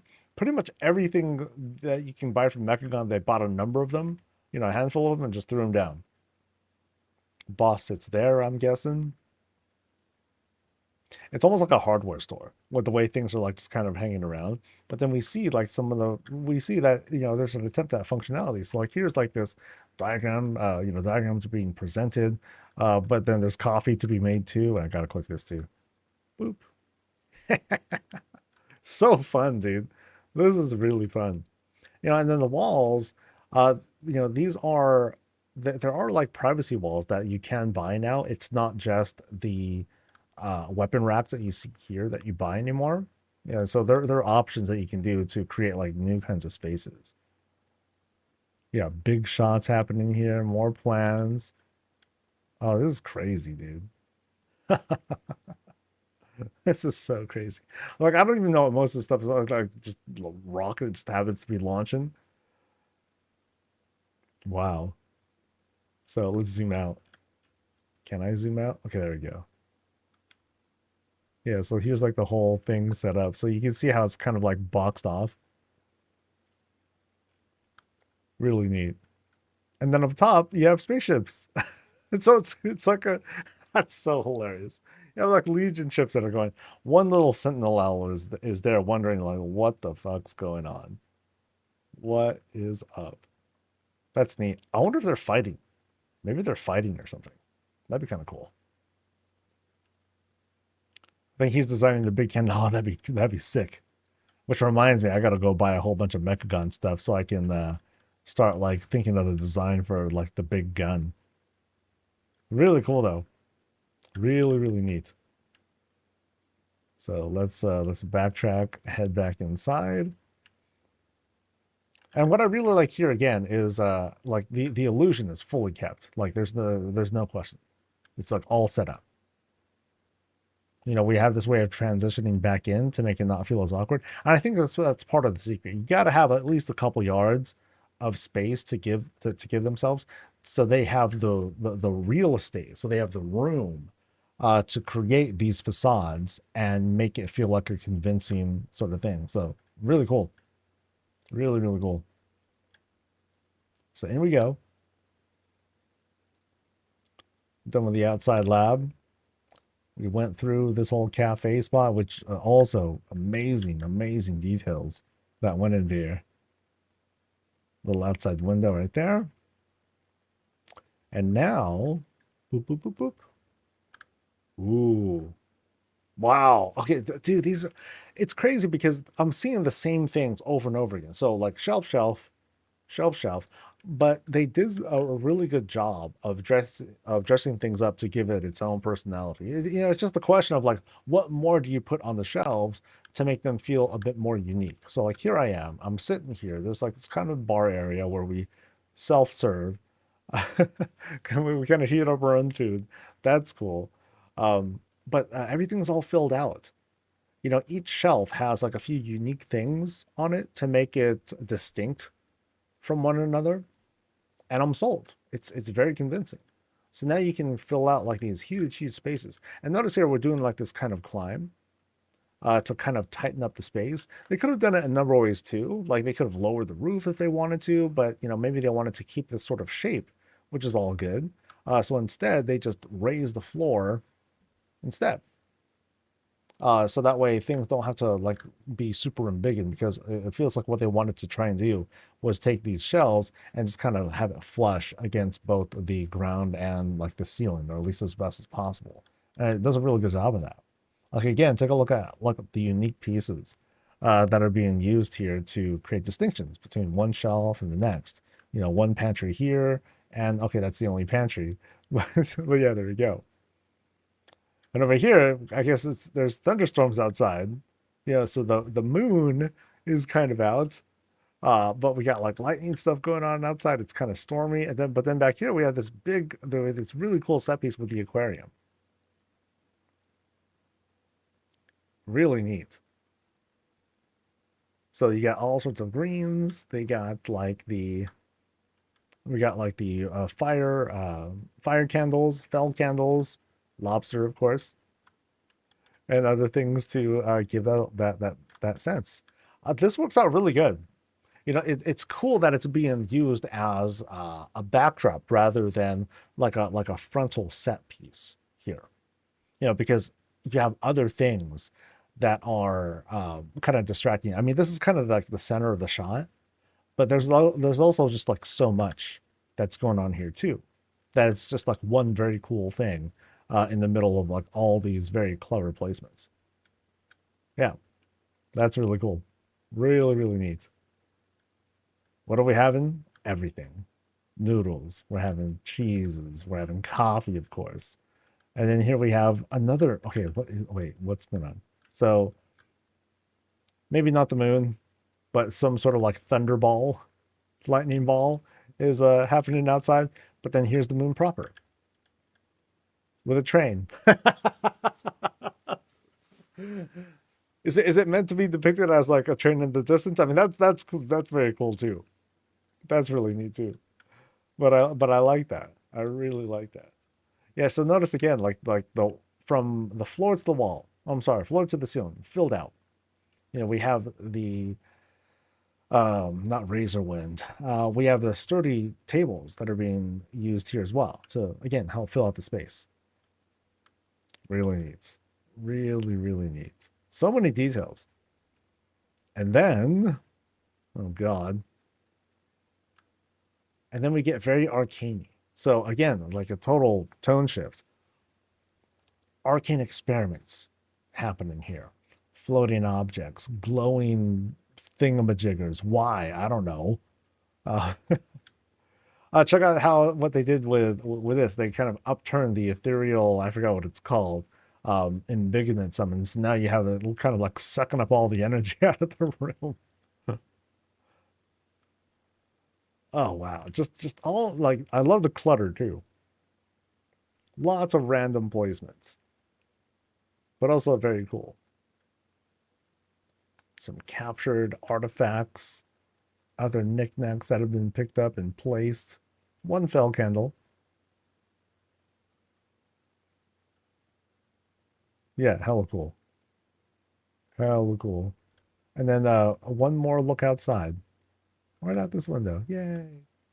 And note again the way that they dressed this window up. Like we have a doorway, but then we have the windows, everything's behind it, but then we have other objects. So that might be a table for all I know, another bar shelf, and I think what's part of a wall door, or a part of the door wall structure right at the end there. Amazing. Simply amazeballs. Oh, interesting how it's kind of okay. We're good. Okay, so then Pandaren room and magic are my favorites. So the designer liked this house as well as the magic room the most. I think it's really this cafe that really nails it for me. This is really good demonstration of like a good layout, but also of having a tight space and making use of like realistic distance between objects to make like really good shots. Yeah. Is it because it's the coffee? That too. Everything's great. No, this was amazing. So thank you for showing me your place. Woo! And those are the tours for the day. Yay! We did it. I feel like I did more than I should have, actually. 1, 2, 3, 4, 5, 6, 7. I did 8. I thought I was supposed to do only 6. uh, yeah. How did, yeah. How did 6 turn into 8? Oh, well. Tomorrow I definitely only have 6, but that works out. That works out. So tomorrow we're gonna see Flynn, Zal, Algor misbehaving, Chesto, and Salacious, and all that. Yeah, these were cool. These were cool. I have like so much material for dude, it's gonna be a long video. Um, I'll probably try and do just like brief highlights if I can get away with it. But the outdoor skyboxes that we've seen this week have been really, really impressive. Um, I don't feel like I'm giving tips or anything, but I just think that over time people have been wising up as to, hey, here's like my first try at the skybox room. Here's what I got. Okay, here's what it is. I'm gonna tear down, try again.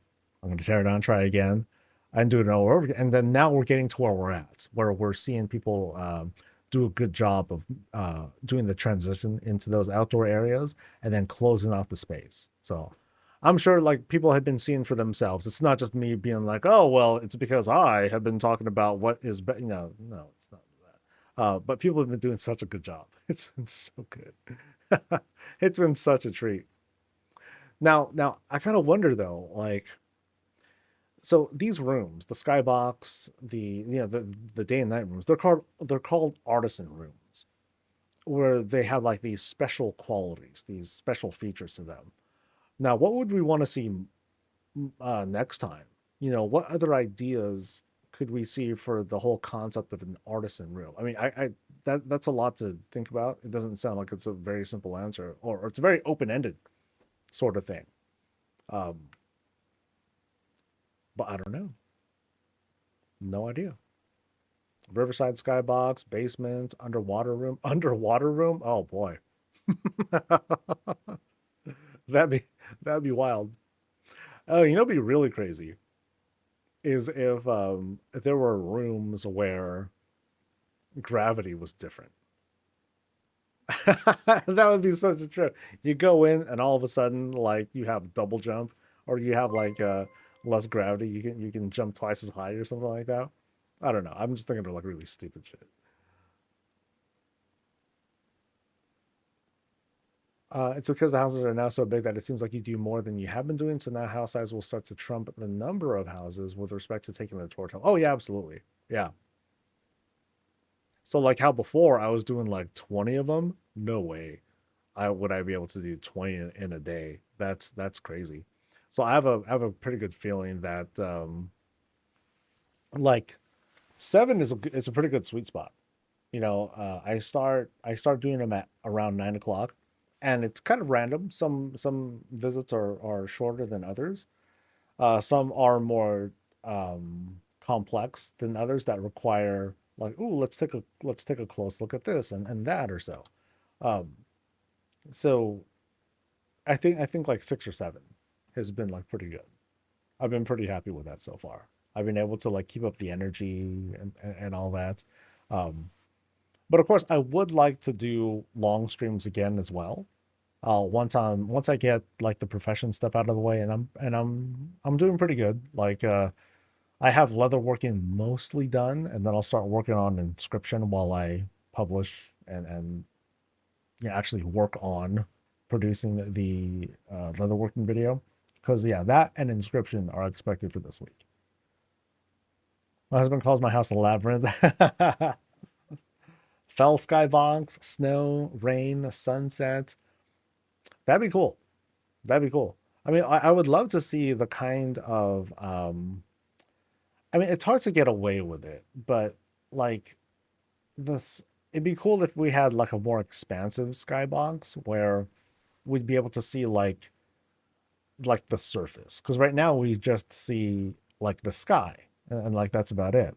But I think of something like Argus. Argus did a fantastic job of setting this up, where you have like these places in the distance. Shadowlands does a not as good of a job because it's more like empty space in their skybox. So I think Argus like really takes the cake when you want to have something that feels like it's really far off in the distance and want to see something like that. That'd be neat. Be nice to connect multiple skybox rooms to the skybox rooms to think about the courtyard. Oh yeah, that'd be awesome. I think that'd be very cool. So I think it's one of the first things that I saw, and myself included, that people were saying when we first saw the skybox rooms. It's like, can we go through them? Right? Because it would be awesome to be like, okay, cool. You walk into the house, but then you immediately transition into a skybox room, and then you have this grand courtyard. You know, you have like all the fixings of what an outdoor courtyard will look like. Fountain in the middle. You have all these things on the side. All cool stuff, and then you go into the house proper. I think part of the challenge there, though, is, I mean, I think it'll be less of a challenge as it goes on. But one of the challenges with the skybox room is something that we've been talking about. You got to have like a good transition to the inside. And so what people are going to be met with is that whole idea of, okay, I go into a house and I immediately go into a skybox, but now I'm actually going inside a house again, which is fine. It's whatever you want. Oh, they changed the light. It's whatever they want to depict it as. But then they're also going to be using like this, a certain amount of budget to make all that work. So, I think over time, the budgets will be generous enough that people will be able to pull that off just fine. But I guess early on, um, that's more difficult because it's like, oh, I only have so much to work with, but I want to do all these other things. So now I'm going to sacrifice in order to do it. And setting up a proper illusion, yeah, it depends on how you do it, but it might not be cheap on the budget, that is. So I think over time, I think they'll relax on that and they'll eventually create a skybox room that can connect to another room. So, and I think a lot of it's going to be governed by, we have the budget for it now. We have quite a bit of budget to work with. So like, why not? Whew. Today was fun. This week has been really, really good. I've been quite amazed with all the visits that we've been doing.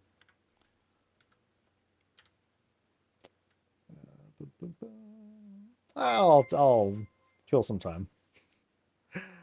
I'll hang out. Oh, I'm a decent ways into 6 now. Nice, cool.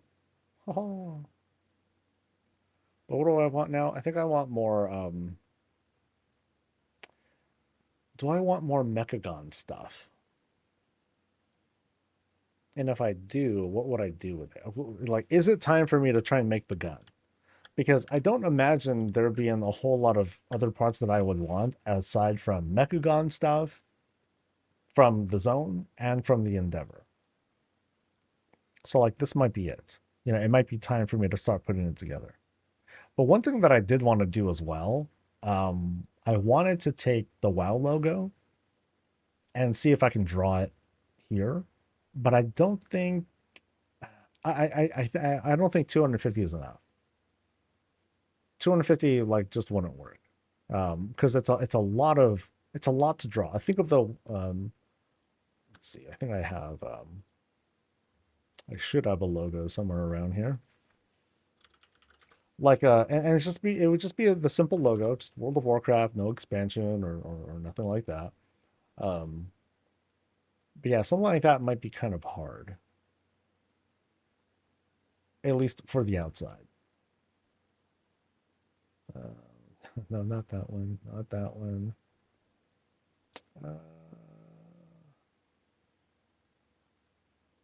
Okay, this one's good enough for now, just to show folks. So I'd want to use like a solid shape like this. Yeah, so it'd be nice and solid. But if I want to pull off any of the texturing here, yeah, that's not going to work. I would need to, it would need to be very, very simple. Yeah, so I think I would need to I'd need to do it indoors. Yeah. That'd be kind of cool though. That'll be cool. Actually, let's experiment with that right now.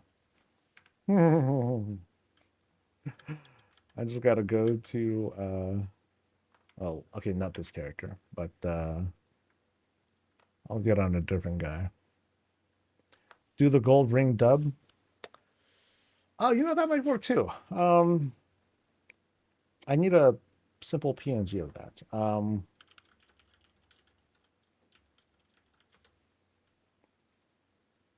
Let's get on this guy. Okay, so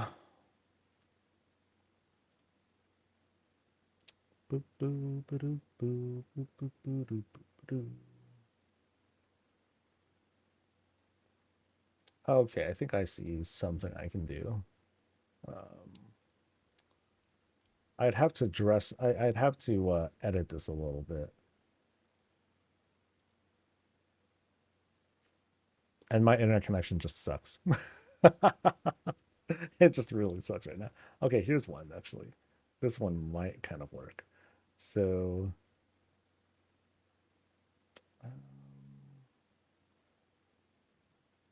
hmm.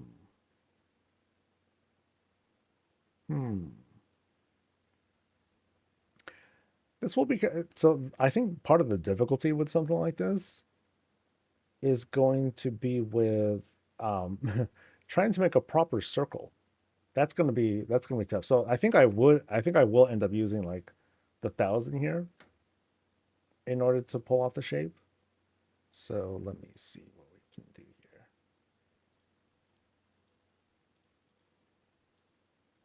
Oops.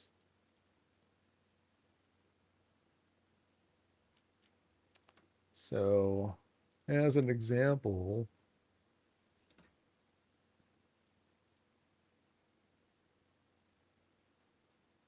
so here's the shape, right?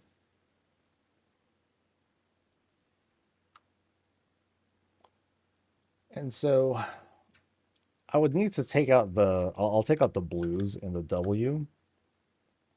And then I think I would need to have it like be this high. Although, no, I think I would need to change the position. So let me make a chair. And actually a stool. So that'll work. And I'll put it right there. Actually, does that work? Hold on.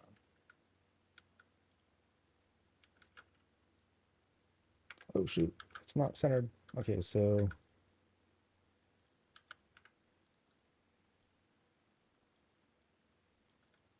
okay, so there is the stool. So I would want to have like a shape that like sits here-ish. Just kind of high. But that might work. And then from there, I just fill it out. You know, so I'll lay down a whole bunch of these, a whole bunch of star things, and then just raise it up here. Yeah, kind of like that. Now, how should I fill that out though? Like, should I? Like this is going to take up a considerable amount of stuff, but maybe not. Like if I could just have the stars be like big enough that I can round that out. But when they're too big, it just doesn't look as good. Yeah. Use the table. Oh no, I'm not going to do that. No, it's just going to be like all. I would basically just use gold. That's it. I would just use gold and then I'd fill it up with balls. So anyway, but that's not bad. Yeah, that would be a little bit easier. But man, doing the whole World of Warcraft thing, that would be so much cooler.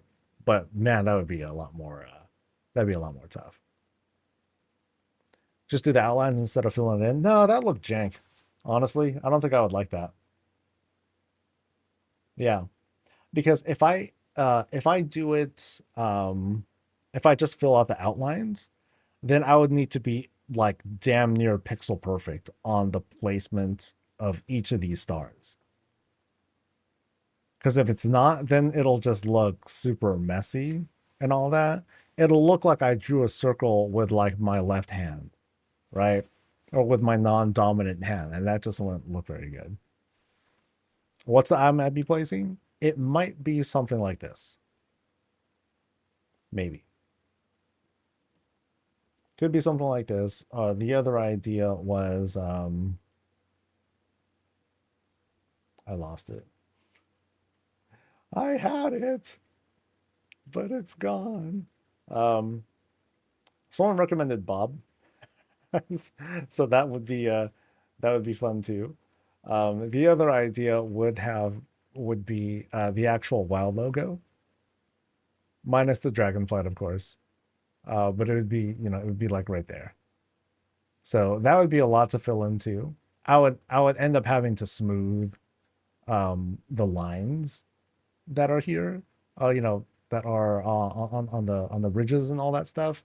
I'll have like little spikes come out, but then that would be it. And it would need to be pretty big in order to get this to work. But I'd be able to do that. Like I would basically be taking basically the placements that are here now. I would probably just use all of them to create the shape. You know, so the smaller balls I would use for like the smaller lettering and then the edges. So that could work too. The things I'm making it out of bubbles or something? Yeah. So here's what I did before. Ta-da! So this was the original experiment that I put together. You know, taking all these, putting them in positions and all that. If you take a closer look, you can kind of see like where there's like larger balls, because not because they're actually larger, but because they're just at a closer distance. And that's how you're seeing those. So, you know, there are other things that I'd be able to do too. I would just do it from this position. You know, just because here I just have it to the side, which is kind of like weird looking. But it'd be kind of cool if you're like going into a house, you go inside, and then it's like, oh, you see the shape come together, and then you see an arrow that just says, hey, sit here. And then it's like, holy shit, wow. You know, so that'd be kind of cool.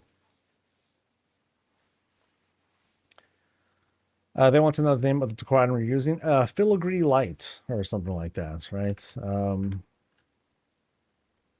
Filigree Moon Lamp. They cost 10 Dragon Isles resources.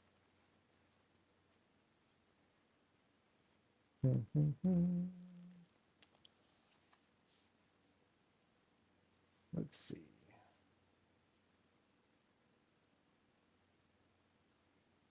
And now that I published the video, I feel comfortable tearing this down. I'm not going to I'm probably not going to delete the room though. I'm probably just going to, you know, as an example, I would just you know, I'd sit and then I would just reposition stuff. Like, oh, I'm going to take this, or sorry, I'm not going to not do that. Go into this, and then I'll just move this to wherever I think it would best go. So now the not a problem, but I do have a lot of balls to work with, and it's a really wide space as well. Yeah.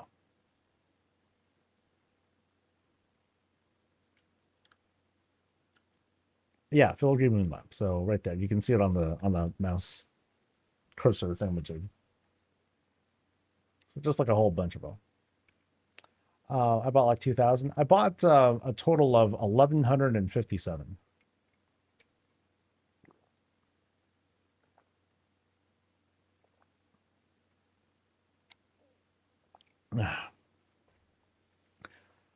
What does it spell?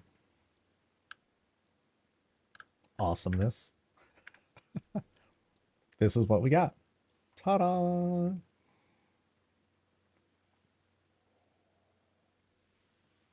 What sucks though is that it exposes how the camera center for characters is different depending on their size. Like for small characters, this won't come out, right?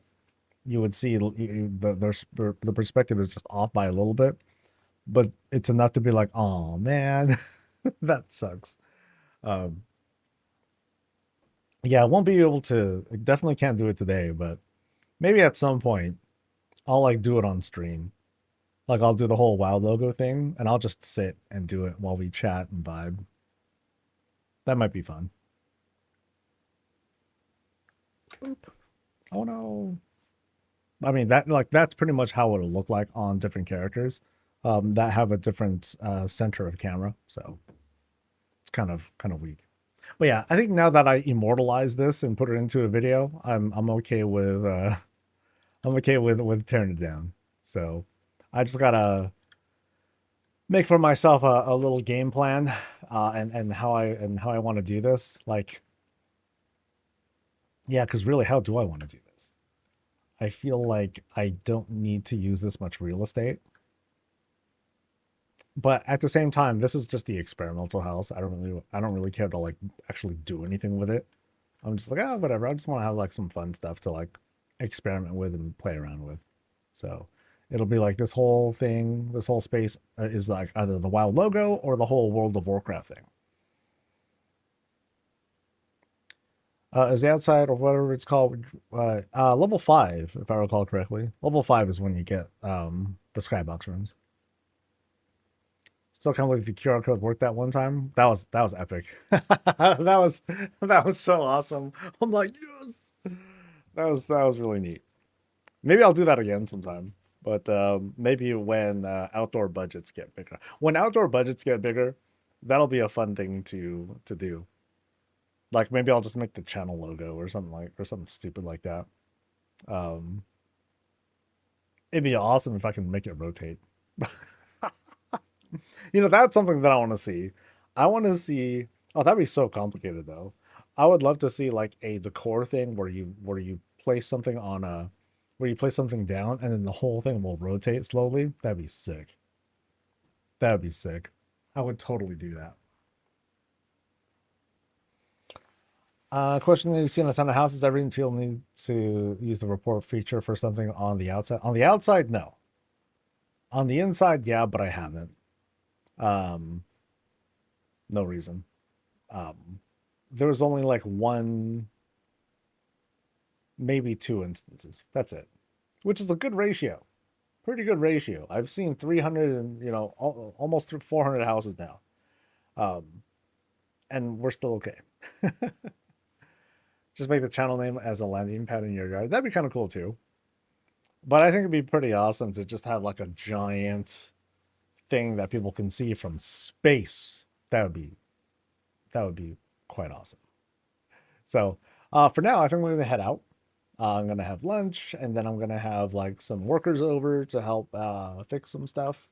In the meantime, I'm gonna throw y'all over to some other stream. But which one? Dun dun dun. Hell, is my connection even gonna let me do that? That's gonna be kind of a big thing. So who do we got? Who am I following? I got no one that I'm following, unfortunately. Okay. So that's a problem. And I don't want to do a random one. So I think I'll just go ahead and head out for now. Thank you. So thank you guys for coming. Thank you to those, of course, who invited us over to their houses and let us visit them. They were fantastic, as always. So, oh, Noble's on? Okay, I'll go to Noble's voice. Actually, let me see how long he's been streaming, too. That's important to me. So we got, shoot, doesn't say how long.